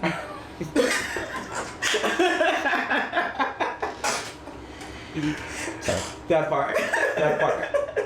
Look, but this is also, and then I'm gonna get my little soapbox to flip it. It wasn't my time. You did that. But see, this goes back to though. Oh gosh, I'm biased. I'm always gonna be pro college, even though I know it's not for everybody. I'm always gonna be pro college for the simple fact that I'm not saying it's the only place where critical thinking happens. It's not at all. But it is the place where critical thinking actually gets encouraged, and you actually have a space to actually kind of hear a diversity of opinions. Which is the reason why I'm not for kind of protesting different people unless they have histories of sexual violence or physical violence coming to campus. I'm all for, we got to think critically about these things. And part of critical thinking is actually listening and trying to understand, how did all of this come to be? What are all the factors? How did they perpetuate upon themselves to get things to where they are? And I feel as though in a lot of these conversations that we're having when people are expressing their frustration with things as they should, that's missing the context of like, well, this didn't just happen by chance. This didn't happen because of these group of people because they came here, or this group of people because they don't have whatever values that you think that they're supposed to have. This is all very much interwoven and interconnected by a series of things that influence the people's identities and cultures and then how they show up. But then when I say things like that, I'm just being part liberal that just wants to completely erase accountability from people who should be accountable for themselves. I was told that. But what does any of that have to do with me? That's the reason why I just stopped the conversation right there. I was like, that's just more academic to this liberal, but okay. Exactly. Don't you guys want to hold accountable the person that's messing things up? But the thing is, when you talk about certain things, people are afraid that when you're saying holding people accountable, that somehow the finger will be pointed back at them, or people who look like them. So you're afraid to be held accountable. So if they start with that person, eventually the finger gets. It's how we get to the place now where it's like we want to rewrite the history of chattel slavery, as in we don't want certain kids to feel bad about things that they had that was not their fault. It was just done by people who looked like them, and for some of them, their ancestors. Mm-hmm. And then this generation that benefited from that. Exactly. Yeah. We don't want to talk about that. They benefited with trauma, they benefited with riches and lands and opportunity. Because the idea of U.S. history now is even, they're trying to, and not even just like pulling stuff by the bootstrap, they're trying to put that boot up our butt and make us believe, no, you should really, and the reality is like, that's not how that works ever, especially depending on who you are, depending what gender you are. Preaching. That's just not the reality of things, but you guys don't want to sell that. Classic gaslighting. That It is. It is. So what did college do for you, Mr. Doctor? Let's talk about that. I feel like I don't ever get to ask you college questions. Now you feel strongly about it. Tell me about it. All right, Mr. Lakeith, Dr. Lakeith. Which one are you, Doctor or Mr. right now? either or. They're interchangeable. No, we talked about that. We on the same page. Yeah, he's Lakeith or Dr. Sutton. Exactly. Right. Yeah. Exactly. Well, okay, I will say this. People gonna laugh at me when I say this. College freed me. It freed you. It freed me. Okay, tell me more. So, I was in the process of my liberation growing up because my parents always encouraged me and my brother to be free thinkers, and my grandmother always exposed us to things that we weren't necessarily being exposed to in school. What's a free thinker? So, a free thinker in the sense of, okay, I'm going to present you with this information, and I'm going to present you with this. What do you think about it? Yeah. And then it would take it one step further, and they would even be honest and say, I don't have an answer for that one. Or they would present a different argument. And then the expectation would be, okay, well, you think about that, but if you want to counteract that argument, counteract with some facts. Find me something in the book, and at the time, books, encyclopedias, that could actually kind of contradict that. And so I'd say the beginning part of that kind of allowed me to think for myself and not necessarily having to just go off of what I was being taught. Even though the education that I was getting was also forming me as a critical thinker, I like to give them the credit. But then college was like, it just kind of bust open the whole entire ceiling and just let the sun in. Because it really was the place, and I will give credit to Old Dominion, where I felt when I stepped into classrooms, into different spaces, it was this unique situation of academia, critical thinking, and different experiences and cultures culminating for an ongoing dialogue that went on for 4 years. It really got me to a place where I could think about other people's opinions or thoughts and see the validity in them, but also still be adamant that they're wrong. But also honor the fact that, well, that was a well out thought, it's just kind of misguided, in my opinion, or it's just misguided based on what the fact says.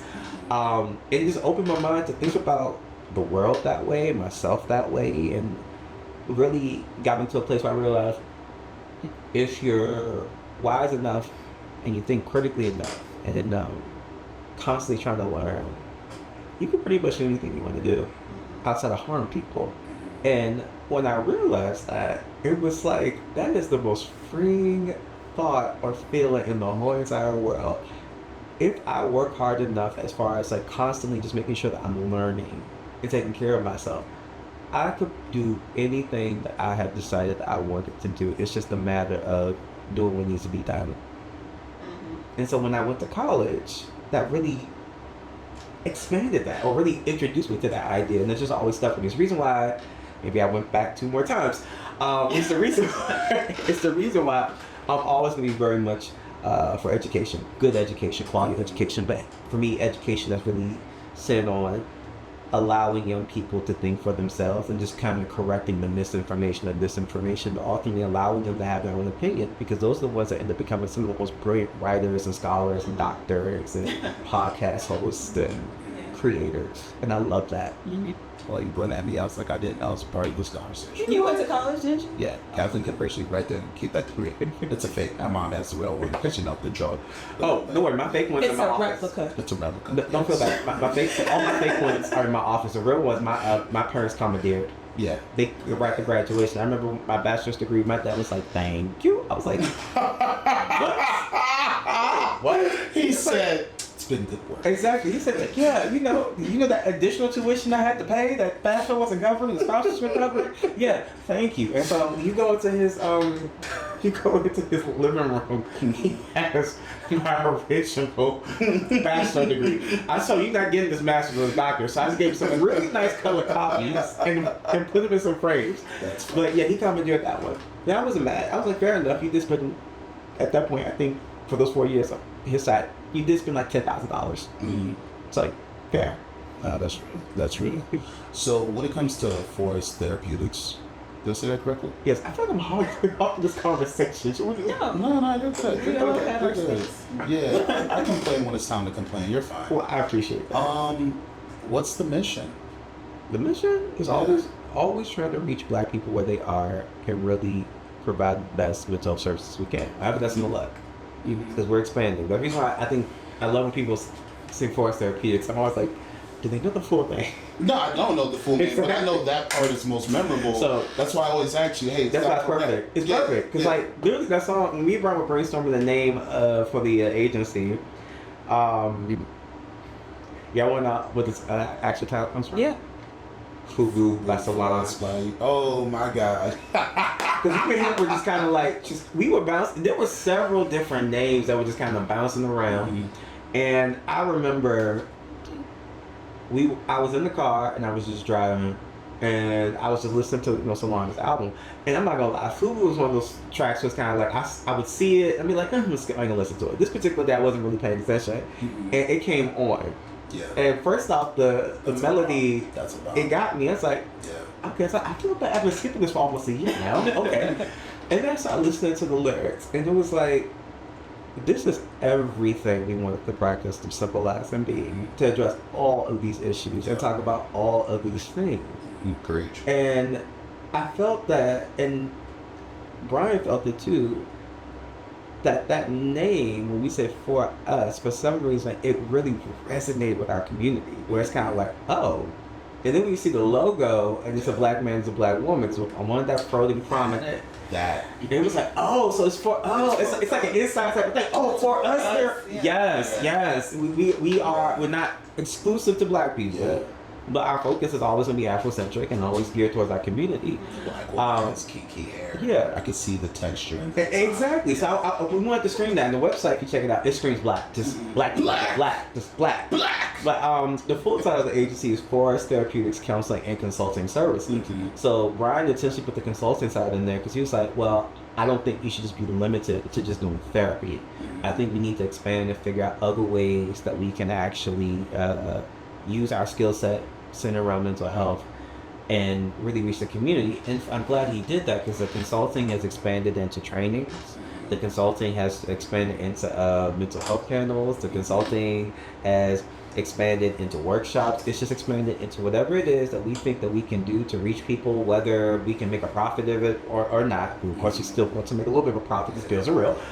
But make a profit of it or not, we're going to do it. And we want to do it because we recognize the need for it. And we recognize the need for it coming from Black clinicians that look like the people that they service. And we recognize the need from the community of Black clinicians that come from the same zip code or neighborhood or city as the people that we're trying to reach. And that's been our mission. That's always going to be our mission. And as it's expanded, as we're trying to expand it, it's going to be reaching Black people in Philadelphia, reaching Black people in Delaware, reaching Black people in Jersey. And just kind of really focusing on that Black experience or really kind of normalizing our community. We can have conversations about mental health. Feelings are perfectly fine. They can be addressed. They can be understood. We can have conversations about what it is that Black women experience. And it doesn't have to be an attack on Black men. It's just the fact that two things can be true at the same time. And we have to honor that and really facilitate those conversations and normalize them. Are you guys hiring other Black therapists, or is it? We are. The only reason why I say that is because they have a consortium over there. Oh my! Yeah. I say yeah. I'll be the simple fact that Brian on some levels envisioned us being a group practice before I even knew it. Before he even said it to me, I just always figured it was going to be the two of us. But when we opened the doors, literally and metaphorically, I thought it was going to be a case of okay, we have to prove ourselves. Nobody's going to work with us in the web. We just got licensed, right? It was the complete opposite. The doors opened and you couldn't close them. Yeah, man. You just could not close them. And so it got to a point where it's like, even to this day, I felt bad. And I know Brian felt bad. I was just saying no to me because we were at capacity, we were overwhelmed. Yeah. Next thing I know, it's like, okay, and it wasn't even us looking for anybody. I never forget the first clinician that we brought on, two at the same time, Philip and Erica. Erica I knew from high school, and Erica was like, well, look, I want to get a good clinical experience, and I know that you have a private practice. You think I come? It's like, sure, because I knew Erica. I knew her work ethic. Erica's a phenomenal therapist, a great social worker. And then Phil came via, this is how the black community works. Phil came via a mutual frat brother that we had. Was like, yo, I know a good brother. He's a good therapist, a good social worker. He's just looking for an agency that allows him to work with black people that's going to help him get the clinical supervision that he needs. Sure. And then Brian brought in Dr. Bullock because he worked with Dr. Bullock at a previous job. Then Dr. Bullock brought in Ashley because she worked with Ashley at another job. And then we randomly found, or Tawana randomly found us. And then Dr. Newell found us because maybe she didn't find us. We put the job announcement out and then she came aboard. But needless to say, I'd say yes. Okay, great. I know I'm so long-winded, but I forget sometimes how all of that happened. But yes, me too. I'm going to introduce you to some black lawyers. But please feel free. Please feel free, because one thing I know is this. There's always somebody who's looking for a therapist. Yeah. And I'm thankful for that. But at the same time, it's like, it's always that when we get it, it's like, oh my God, what's everybody's case looking like right now? Because they don't have any openings. No one has any openings. You sure you don't have any openings? You sure you don't have somebody maybe that's been there just a little too long? Yeah. Just a little. You don't? Okay, we're going to have to refer out. But fortunately, we do, and we have, and we continue to build relationships with other black clinicians who have their own private practices. Yeah. And we refer out and just say, like, look, we know another black clinician that we actually do trust. And I say I trust you, it's because I vetted you. Yeah. I don't believe in just like, because we cool. Exactly. I don't believe because we cool, I'm just going to pass you along. Excuse my language. I'm trying not to cuss. But if you're an ancient therapist, excuse my language, if I know you're an ancient therapist, I'm not going to refer anybody to you. And not because of your personhood, but because of the fact that, one, I don't want anyone to get hurt. And then two, if somebody does get hurt, I don't want my name tied into that. Yeah.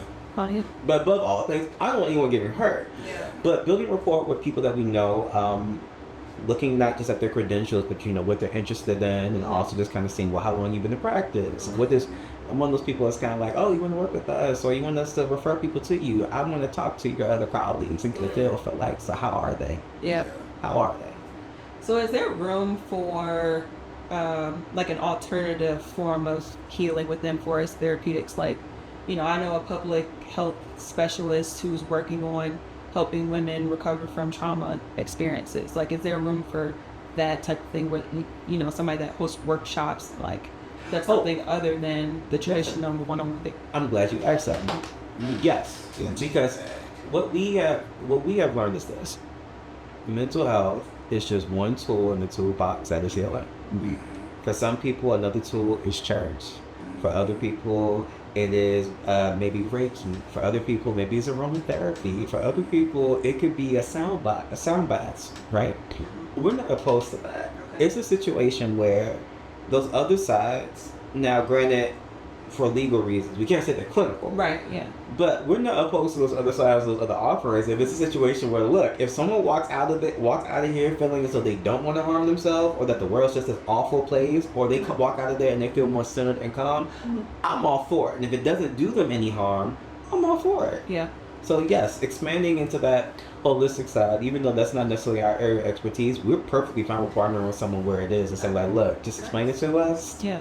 And we will support this. No, connecting in that ways. I'll just say this, and maybe I know you probably feel this way about being a pediatrician. I love what I do for two reasons. One, I always feel as though it is this extraordinary investigation into the human experience, the human psyche. Mm-hmm. But then two, I love it because it's also this extraordinary experience of being a part of someone's journey. Even if it's just like, I'm just like, if I'm not even a chapter, even though I'm just like maybe 3-4 pages, it's still being a part of that journey. And it always fascinates me because it's like, okay, so you got everything you got to come here to work with me so that I can figure out how to get you to where you need to get to next. And that's dope. That is really cool. That's dope. And when you think about it that way, it really gets you, for me, it gets me riled up and passionate about like, okay, even when the weeks is like, I love all my clients. Y'all did way too much. Y'all did the app. Y'all showed y'all tails. If you didn't show your tails, your family did, your boss did, and y'all just took the life out of me. Mm-hmm. And then when I get myself recharged on Sunday evenings, because that's the reason I'm leaving doing that on Sundays. Yeah. I start off by saying to myself, you could go into another week of being a part of someone's story. And maybe kind of being like that fork in the road, just saying like, yeah, I just see a whole bunch of nah. At the end of the day, it's your choice. It's your choice. But what I'm telling you is from what you told me, I'm seeing nah. But if you go down that way, guess what? I'll go with you. But I'm just saying, It's a tall glass of milk, right? exactly. Like, just, but you can't tell them what to do. But you can just say, like, this is what I'm seeing in this situation. Here's what I'm seeing in this situation. And to kind of be able to be a part of that and guiding them. And even if they make the decision where they go down the more rigorous road, still being there to support them. Yeah. and being a part of that story. Because I guess in a weird way, as a therapist, even though you can't really tell anybody, their stories become a part of your stories. Yeah. Mm-hmm.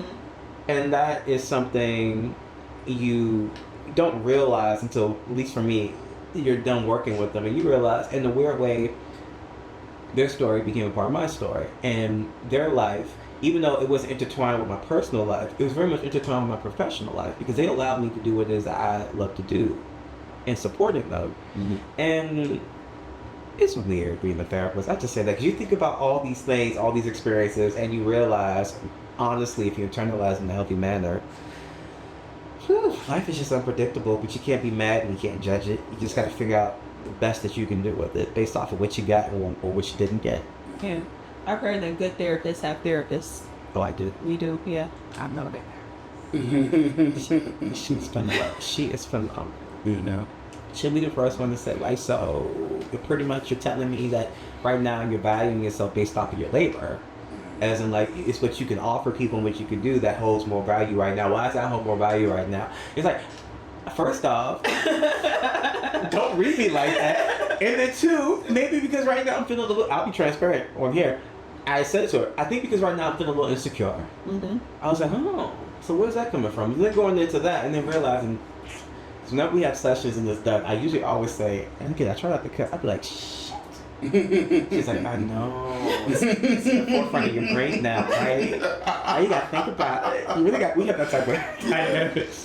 Now you gotta really think about it. You got to think about what you want to do with it. And more importantly, you got to think about what you want to do with it by the next session. Mm. And then she knows me. She knows me very well. She's like, I don't want you to, oh, I got so busy, and then try to see me 3 weeks from now. I will kindly kick your butt on my wick list. So come back here, I'll give you 2 weeks. And it's like, okay, 2 weeks to kind of reflect and think about it. So yes, it is important to have a therapist, someone who professionally tells you, I love her. She'd be like, turn it off. She'd like, just turn it off, as in like you're doing too much. Reschedule someone, cancel something, tell them that you can't make that, tell them you can't do that. It's just too much going on right now. She's like, I got exhausted just listening to you. As a clinician, meeting another clinician, are there ever concerns that you have going into sitting down with a clinician? Yes and no. Yes, in the sense of how competent are you? Yeah. It's hard not to judge. Yeah, but then also the other part of that yes is turning off my therapist brain, as in like, this isn't a battle of the mind, so you don't have to try to figure out what she's trying to do. Just let her do it. But then no, it's not, because it's one of the few spaces where I can go and it's not Dr. Lakeith, it's not Lakeith the therapist, Lakeith the social worker. As much as I love my family, Lakeith the son, Lakeith the cousin, Lakeith all the other titles that come with it. It's just like, so just Lakeith. And just kind of sit there and talk about all of those things and how they're converging on each other. And what they're creating for me in my own mind or in my own life. And so in that sense, it's just easy just to sit there and just be like, once you build that rapport, and I know this is going on, this is what I did, this is how I responded, this is how I feel. And then her just kind of being like, oh, okay. And then connect the dots for me and just be like, oh, got you. Okay. It's like, did you really get me? Because I feel like you say that. Yeah. And just walk up out of here. It's still just kind of bullshit. I was like, you know the bullshit the first 2 weeks, so give me my space. This is my space, because how I operate. But no, it is, once you realize that in that situation you're not supposed to be professional, it's easy. Yeah. When was the first time you had a breath of fresh air and realizing, thank God I got a therapist as a therapist? Probably about 2 years, no, 3 years. It took me that long to actually get back into therapy. So 3 years into that relationship? Oh no! You said when I first got back. No, I was gonna say probably 3 years after my grandmother passed. Because through that, I didn't realize how badly that affected me until like there was an incident where I realized, oh, okay, it did. I was just working, focused on medical practice. That was fun. But then something happened where it was like, ooh, something came out where it's like, Cringe. yeah, cringe. And so after that, I was like, I didn't even tell anybody until I didn't tell people I went back into therapy until like, because that happened back in 2018. I didn't tell anybody that I was back in therapy, I think until like maybe like 2022 or 2023. And it happened quite consistently. Why was not a secret? Because for me, it was just one of those things where it's like, okay, for right now, I just need this to be for me. I don't want it to be people checking in and saying like, are you going to your therapist? You seem overwhelmed. Because even prior to that, people were like, you should go into therapy. I was like, look, I'd rather y'all be like, are you going to go see a therapist? You should go see a therapist versus saying like, oh, how's therapy going? Because I just needed a space where like, I didn't have to worry about or think about people asking, why are you still going? Yeah. So I just didn't say anything. Sometimes those conversations are burdensome too. They can't be. They can't be. Yeah, and I get people they mean well by it, but it's just the fact that it's just like, oh God, you're gonna ask them, aren't you? So I just went, and I'm glad I went because what I didn't realize was that what I found out was this: the reason why that hit me so hard was because in my adult life, actually, I think maybe in my life, that was like my first major loss. Mm. Right? It was like my first major loss. I didn't think of it that way. I just kind of got more so through the whole experience of her getting sick, and then us having to prepare for her passing. And then I can never forget it. My grandmother passed, and the next day after she passed, I didn't know what to do. I just went to work. I went right back to work. My grandmother passed on the Thursday, and I knew I had bereavement, and I just went back to work that Friday. It only took time off again for the actual day of the funeral. That was it. And I didn't really think anything of it. And so I went to therapy and I started talking about all these things. And she helped me kind of piece it together. Just simply, that was your first major loss. Because what it sounds like to me is that your grandmother did what a lot of grandmothers do. She wasn't just your grandmother, she was like a third parent.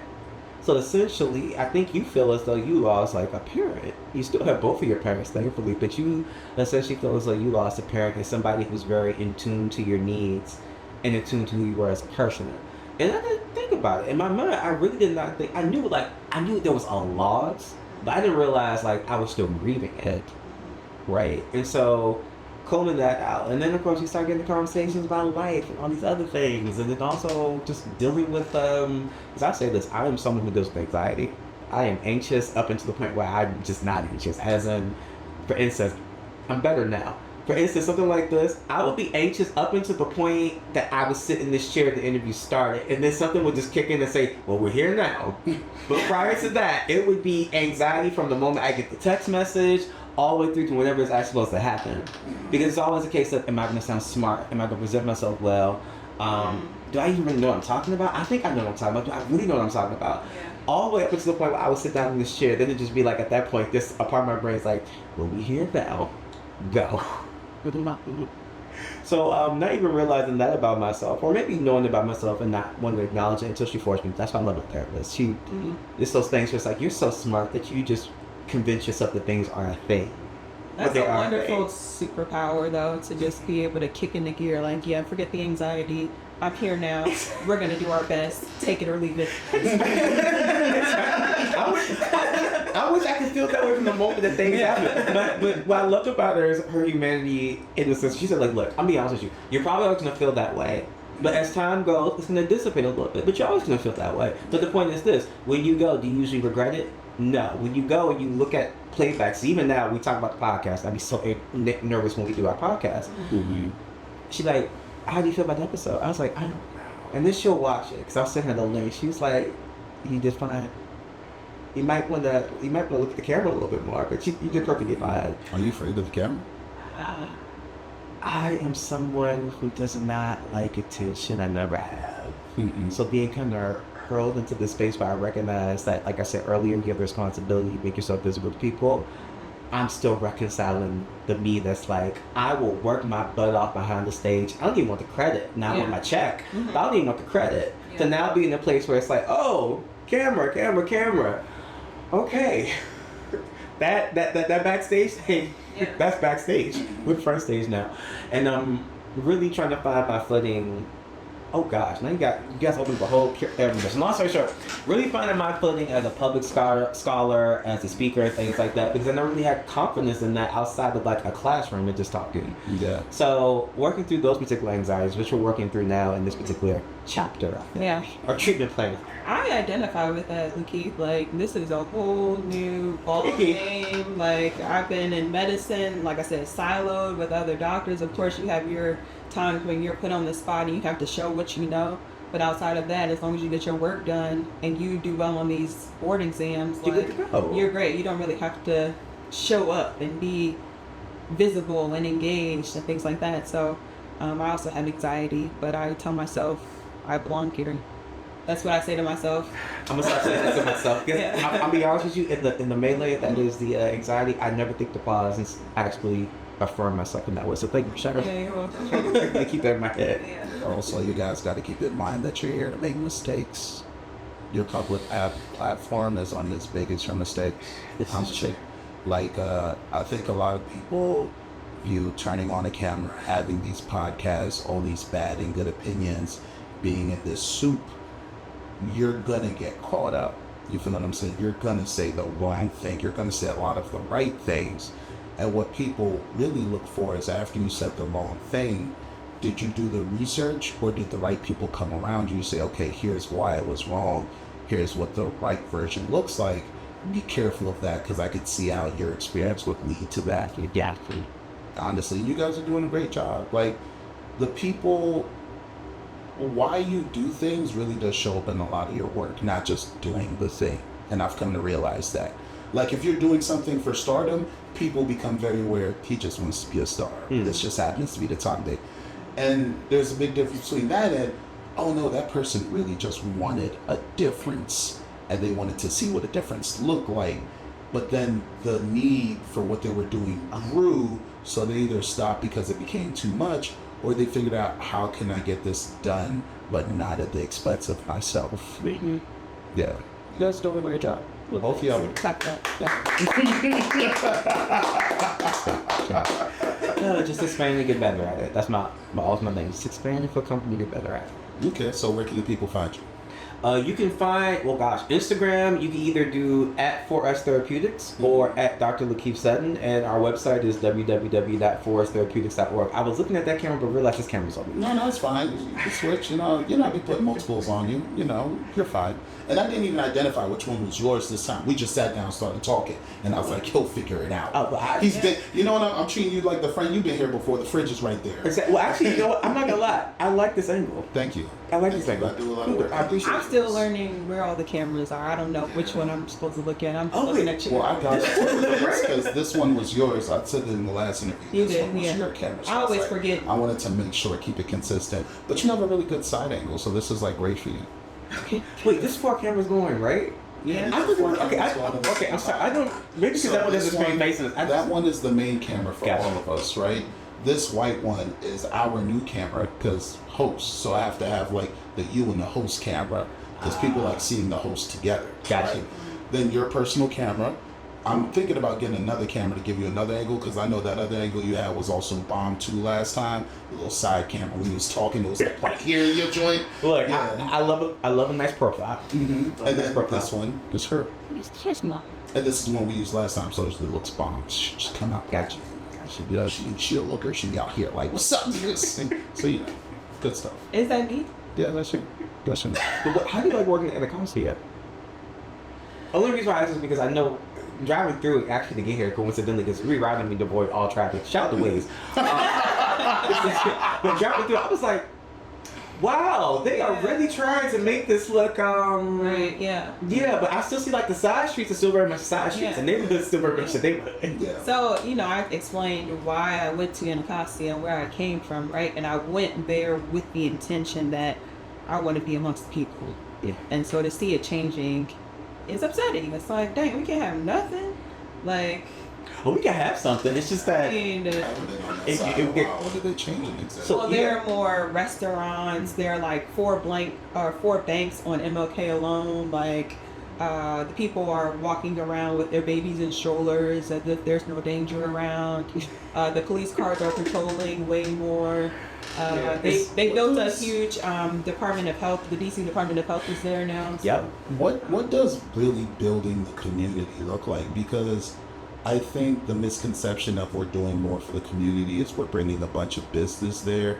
But business to me doesn't count as building the community. That just means there's more money there. It doesn't. So when we're talking about actually building community, I'm always fascinated to know how much input does said community have. The community that was there before Exactly. they started building Exactly. Exactly. Because this is a community that's been here. This community is still going to be here unless you generations price them out. Yeah.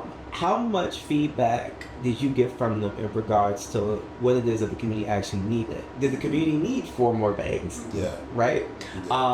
Maybe the community did need a Busboys and Poets because it's a nice restaurant. Maybe it did need was it Turning Naturals over there now? Yeah. Maybe it needed that. But what else did the community need? Did it need to have like that entertainment arena they built over at St. Eve's, right? Didn't need that, right? It needed the hospital that they're supposed to be. I'm not sure if the hospital's open yet. No, not yet. It's coming. Got you. So it may have needed that. But what did this community need? And more importantly, how are you getting people who actually live in the community connected to whatever it is you guys are bringing? Because I'm a firm believer of this. When people in the community actually have jobs from these said restaurants and venues, they're more invested in it because it's a case of like, yo, y'all can't be doing that the place where I work. Yeah. And they actually feel more invested in the fact that, oh, this business is invested in our community, so therefore I'm invested in the community. But oftentimes that's not what happens. That's not happens to anybody, to be honest. If you're on the lower end of any socioeconomic scale, it's just a case of they're like, we're going to make it better. We're going to bring in more jobs. Okay, but what type of jobs? Does the jobs that you're trying to bring over here match the skill set of people that live over there? Because if it doesn't, then what good is that really going to do? So, for instance, we bring in 4 banks. How many people in this community actually have experience as a bank teller or actually working inside a bank? Mm-hmm. So, who is that really benefiting? Yeah. We don't really engage our actual neighborhoods in the dialogues about what's coming over. But that's also the simple fact that if you're talking about Anacostia, we're also talking about a neighborhood that for the most part has been very disenfranchised, whereas though even if you try to present things to them, they're very skeptical of you, and it's like, y'all not gonna do it the way y'all say you're gonna do it. Or if y'all do it the way you say you're gonna do it, watch, it's still gonna be subpar, it's still gonna be problematic, or it's still not gonna actually meet the needs that we actually have over here. So let me tell you the first sign of the gentrification that's happening that I noticed. I used to go from Georgetown to the Anacostia Park to the skating rink as kind of like an escape. Just like, I'm going to be with the people, we're going to skate. They used to have the music out there. It used to be great. Yeah. Right? And, yeah. I didn't know that. That's cool as shit. Thank you. That's so fucking cool. So I used to walk along the trail as well, and they used to have like these paintings / like historical explanations of Anacostia. That's how I learned that Frederick Douglass actually made an agreement with the Berry family to get that land so that the black people could live there. Mm-hmm. So when we talk about Berry Farms, it's actually from the Berry family who are plantation owners. Wow. Anyway, maybe a year or a year and a half goes by, and they have taken all those signs down. I guess the history was too honest. It's not down? Yes. Even the ones that acknowledge the indigenous people that were there prior to everything? Yes. They had an explanation of the Native Americans, how they like cultivated the soil, what the soil meant in Anacostia, the river, all of that stuff. And so they've taken all of that down and they've replaced it with a more acceptable version of the history. And that correlated with them opening up that bridge that goes between the Navy Yard and Anacostia. Yeah. Right? And so now we have the runners, we have the bikers, we have, all that stuff. And that's funneled in the dollars because you want to make a certain population more comfortable. I don't think the gentrification is meant to keep the people who are living there happy or even living there. No. I think they're trying to push them out to Suitland, Maryland or, PG County or wherever. And so that's really what makes me sad and disappointed about the changes in that area. So you do a good job of paying attention to issue quietly. You. Thank you. Yeah, because that fact, I'm like, that's an important observation that a lot of people, especially if they're not around the way, wouldn't notice. Like what you said, he knew what you was talking about. Like it being taken down, erased, replaced, and especially the word that you're really good at corporate speak. You said too honest. I said, shit, I like that. Too honest. Let's go on like that. That's a bar. Which is, But I'll get off this. No. Why not? Say what you got to say. Which is why I don't want to make it sound like I am like, oh, black people should be solid off. You just need your own thing, create your own communities. No, I understand that collaboration is very important, and it's good for us to mix and mingle with other people. But I'm also in this mindset where it's kind of like, I can't help but think that a lot of things that happen in this city, and I think about what my grandmother used to say when my grandmother peaked gentrification in the 2000s. And I'll never forget what she said. She old school, so put it in that context. Black people are going to lose their houses in the District of Columbia because they didn't do what they were supposed to do to make sure that they secured their property. You just watch. You just watch. And I was like, okay, because we could see it. We could see it. It wasn't as pervasive as it was.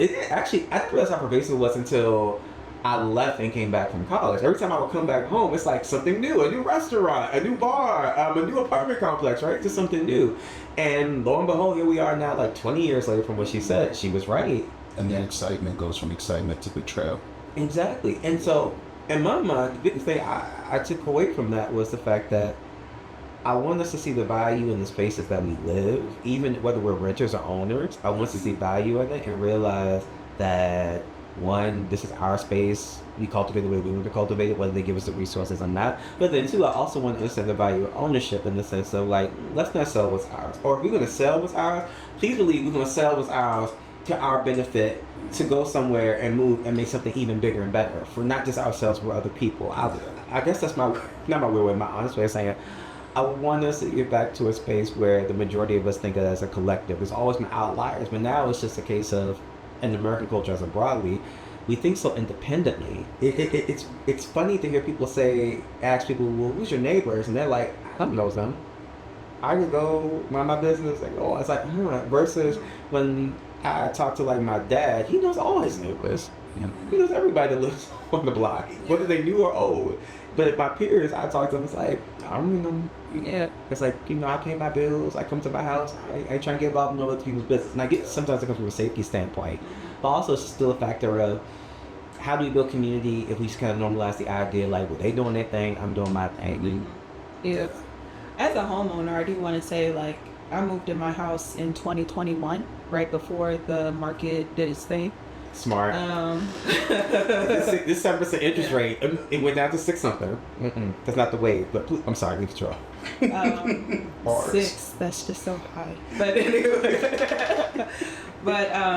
in the years that I've lived there, the property taxes have gone up substantially over the last like 2 or 3 years. It's like every 6 months I get a notice that the property taxes have increased. And I can only imagine if you've been in this community since the 50s and now it's 2012 and the property taxes are now outside of your income range, it's like, I have to sell the house because I can no longer abide by whatever the government should. Outside your time. And the thing is, and I'm glad you said, and the thing is, also I recognize for our community, no one tells us like the loopholes or the resources we have available, because I didn't even know this until after my grandmother's passed. So I was always trying to figure out if taxes went up in her, because she didn't live too far from here, right next to the Arboretum. I always think to myself, when she got older, it was like, how is she still living here? Like, her taxes have to be sky high. You're next to the Arboretum. And then my mother explained to me, well, a couple years back, your grandmother went in and filed under the Homestead Act. I was like, what's that? Is that, well, because she reached a certain age, her taxes have to stay a certain rate. But the thing is, you have to actually file for that. Now, I can't remember if there's like a time frame of how long that is, but it does stabilize you when you're a senior citizen, to where as though it's like if you file for it and you meet the age requirement, it's like, okay, well, based off the fact that you're a senior citizen, clearly in a fixed income, we can't raise some property taxes. So that was the reason why she was able to stay there as long as she was able to stay there. And I was just like, how come no one ever told us? So she's like, Kiwi, I didn't even know this till your grandmother told me this. I said, well, who told her? She's like, I don't know. She did now. Probably couple of her older neighbors. God rest.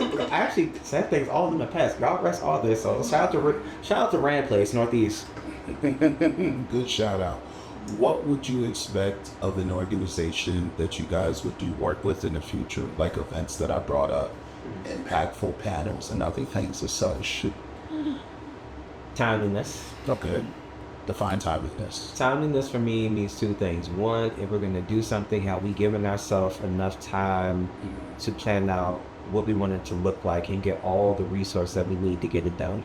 Yeah. Timeliness also in the sense of, I'm one of those people where it's like, look, we said we're going to start this time. We'll give a 5-minute, 10-minute grace period. But this really needs to start.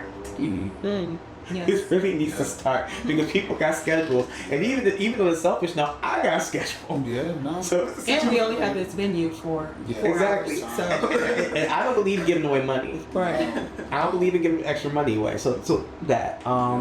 Also, creativity. So if it's a situation we're presented with a problem, I would be creative as far as it being able to problem solve. And I realize for me, those are the two main things. I don't really question people's professionalism unless they give me a reason to question them. I just feel as though if we come up with an idea and a theme, if people know their particular area of expertise, a dialogue can happen to where so people can bounce off of each other. Yeah.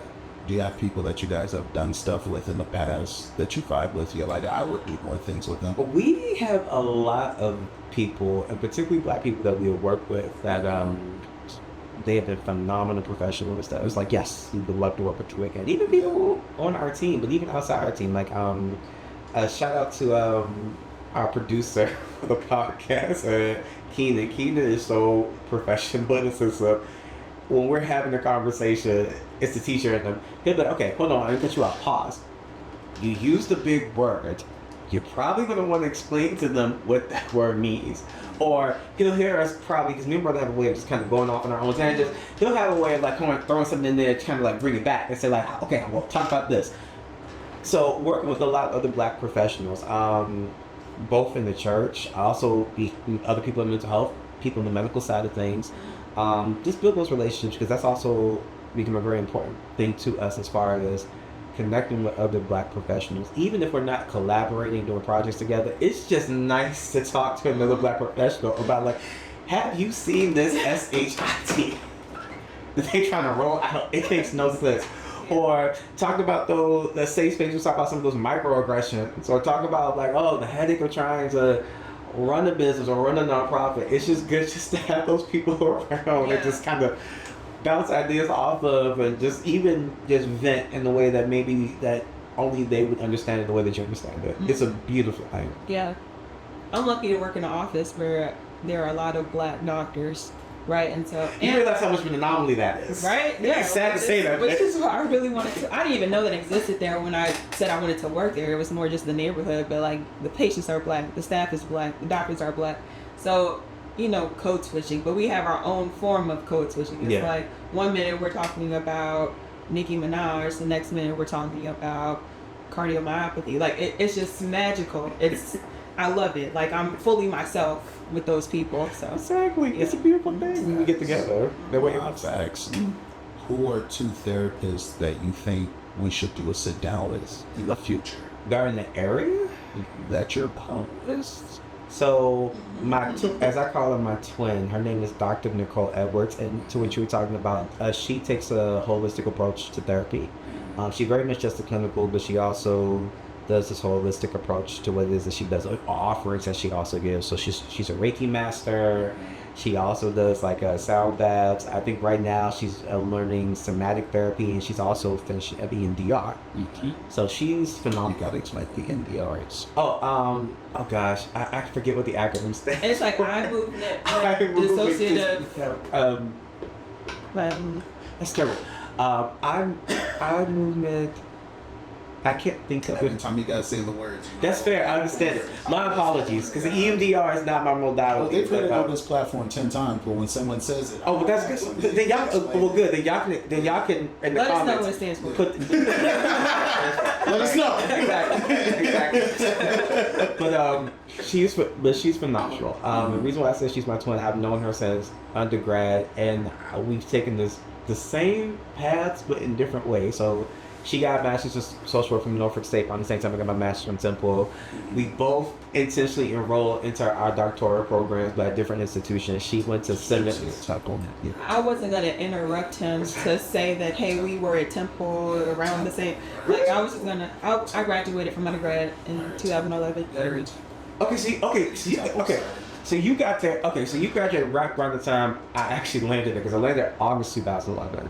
Oh, okay. Yeah, I stayed a year after as I applied for medical school, and then I left in 2012. So we were all going to Philly at the same time because I was dating somebody at Temple around that time too. But yeah, well, Philly's my second home. Yeah. That's my second home. I got a weird connection with Philly, and so I'm just gonna be This here. is ironic. All on camera. Yeah. Well, Philly's dope. I love Philly.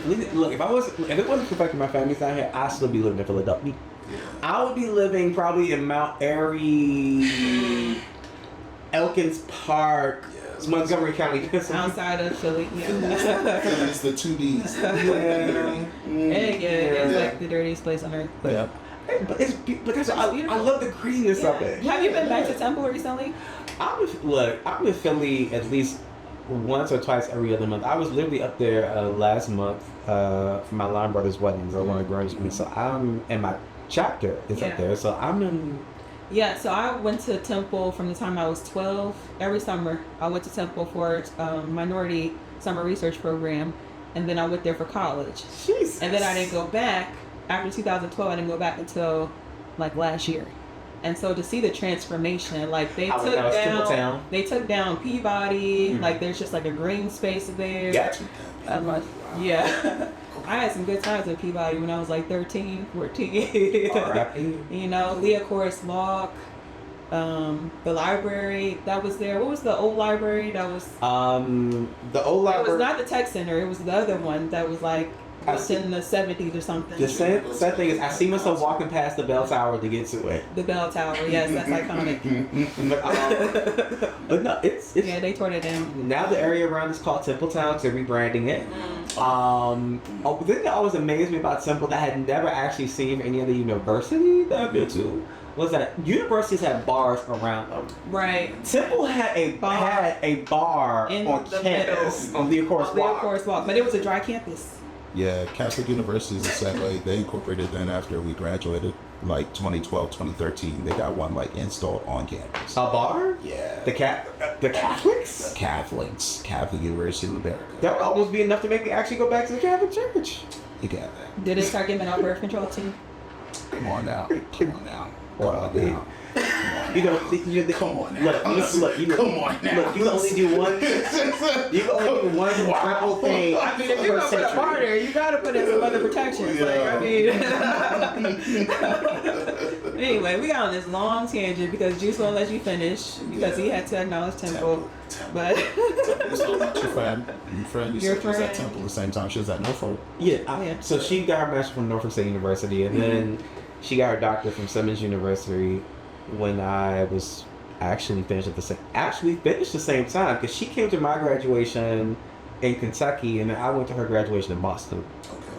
So same trajectory, just kind of different modalities and different focuses when it comes to mental health. She loves working with Black women, particularly Black women in corporate America, business owners, and also loves working with like millennials and Gen Z. Okay.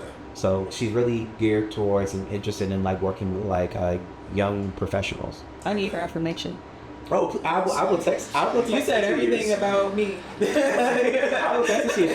She is phenomenal. Nicole is phenomenal. What's your second suggestion? My second suggestion, I would say, oh boy, gosh, They get brain right now. Unless they like to travel when they come through, we set something up because you're gonna be setting up these interviews. Well, I would say you probably could talk to Jerry. Why can't I think of your last name? I cannot think of Jerry's last name, but Jerry sounds like a good person. Jerry's a great person. Jerry actually is a therapist, but he specializes in working with Black queer people. Okay. So that is his target population, and he's actually currently finishing up a doctorate at George Washington. I can't remember.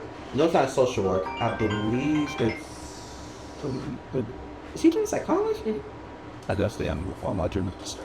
Jerry, forgive me. I'm a terrible friend. But he's actually finishing up a doctorate at George Washington. But he's very passionate about reaching out to Black queer people, particularly Black queer men, and he's very passionate about addressing substance use disorder in the community, and particularly substance use disorder as a form of addressing and dealing with trauma, how people turn to drugs, and particularly how racism and homophobia becomes a mechanism for how particularly black queer men, end up getting into drugs. Yeah, that's great. Yeah. So, and then there's a whole bunch of other people. So you want to? Yeah. I can have him do a sit down with my boy Saint that used to be a part of, in New York brought those spaces for people to do their drug usage in order to get the usage down. Like you exchange. Yeah. He was part of one of the first establishments in New York. That was actually, it was just called me. Well, that's good. Yeah. Look, he's my hero because me personally, I'm all for needle exchange programs. I'm all for safe spaces for people to use drugs because research has shown over and over again, harm reduction is the best way to get people to either curb or completely eradicate substance use disorder. It works. It does. The reality situation is, Yeah. we know relapse is reality because we try to tell people like, okay, you should quit cold turkey, go detox, and then we'll put all these supports. It's a situation where like maybe we need to have a real conversation about like what does it mean to really wean someone off and recognize and okay, plug to social workers. I'm sorry. Recognize people's right to self-determination. And again, If they're not ready now, that does not mean that we completely throw in the towel.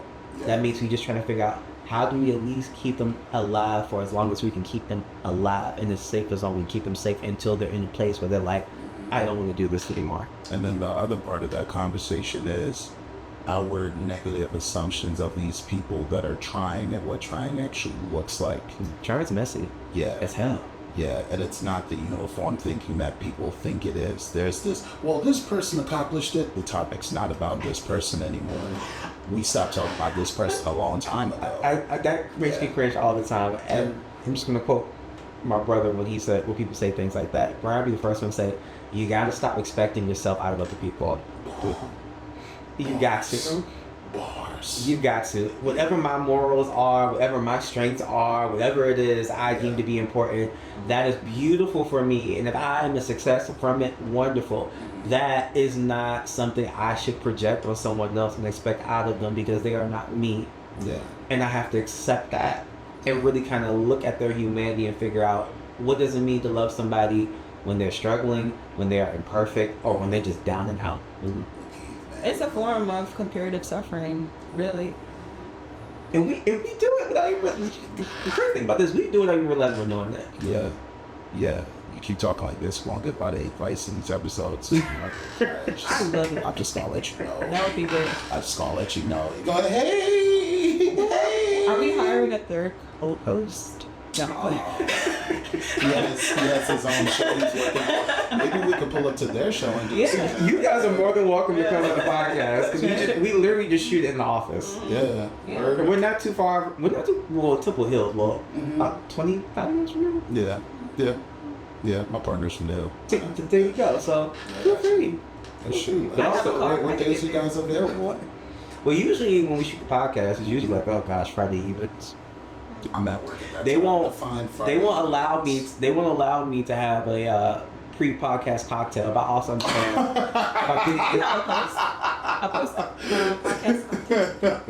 when I get home. But that's also because in that defense, not completely against it, but in that defense, it's also a case of like, I don't want to send the wrong message from my chair. Well, yeah. I think there needs to be a space where people are able to have serious conversations and drink. Well, maybe that'll be Even if it's Forest on Therapeutics camera. after hours. Yeah, hey, set it up, do the lighting. Let me know if you guys want to, figure out how that looks for you guys. Like, what you said with the drink thing, I think there, at a certain point, if we ever do the drinking thing, though, you guys have to Uber home. You can't drive here and drive back. I feel understand that. You feel me? Because it's just like I do have to care about you guys after you leave. That's why I be like, text me when you get home. Drink I'm responsibly. bad at that. I know. That's why I put it right there. That's why my parents. It's cool. That's why You my can try. parents speak. So if you look at my phone like, wow, I know he's home already. That's crazy. I forget to. Yeah. You know, that's good. Now you're different. We see each other all the time. I got you. I'd be like, you remember that text I sent you last time? I was like, hey, you sent me the food? Yeah. That's all right, cool. Yeah. Thank you.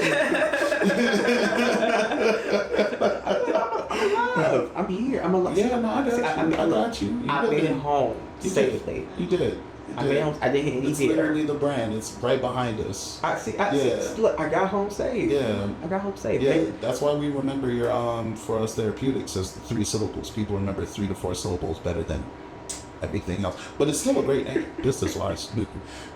get home safe. Got to. Yeah. Since we brought up Get Home Safe, can you explain the symbolism? Oh, okay. So, get home safe, right? The brain that's in Get, that's actually from my boy's brand, Ryan. I forgot what the name of his brand was originally because it no longer exists to my knowledge, but that brain is actually from his brand originally. The Under the Table, that's actually the very first show that I worked on when I did anything in production. That was the show that my partner and I were originally supposed to work on. That was centered around DJs before she passed away. That was our original idea. So that's where the O comes from. And this was the actual logo done by my boy Vaughn. And he's done a couple other pieces. That black piece in the back, he's the one that did that black piece over there. That's from when we went to college together over at Catholic University. And this A is actually an originally made logo from my first host, Coop, who I originally did work with when it came to all things Get Home Safe. She's from Maryland, so this is actually the Maryland flag and a photo of her that my man stitched from hand with her face in it. So this logo doesn't exist anywhere else except for this painting and a couple of articles of clothing that we sold back in the day. And the reason I did that is because the people that I started this with, I wanted to make sure that they're incorporated in everything else that I do, even if we no longer work together, because I care about the relationships that I make and the people I work with. So we don't have to be cool. It's who we were when we started this. And just, that's a reminder to keep me responsible with the stuff that I'm doing. So that's how I hold myself to a different standard of work. Very nice. Beautiful. Yeah, thank you. I don't think I ever thought about that, but yeah. See, that's the reason why it's good to have people around. They ask you questions, you got to pause and be like, What was I thinking? exactly.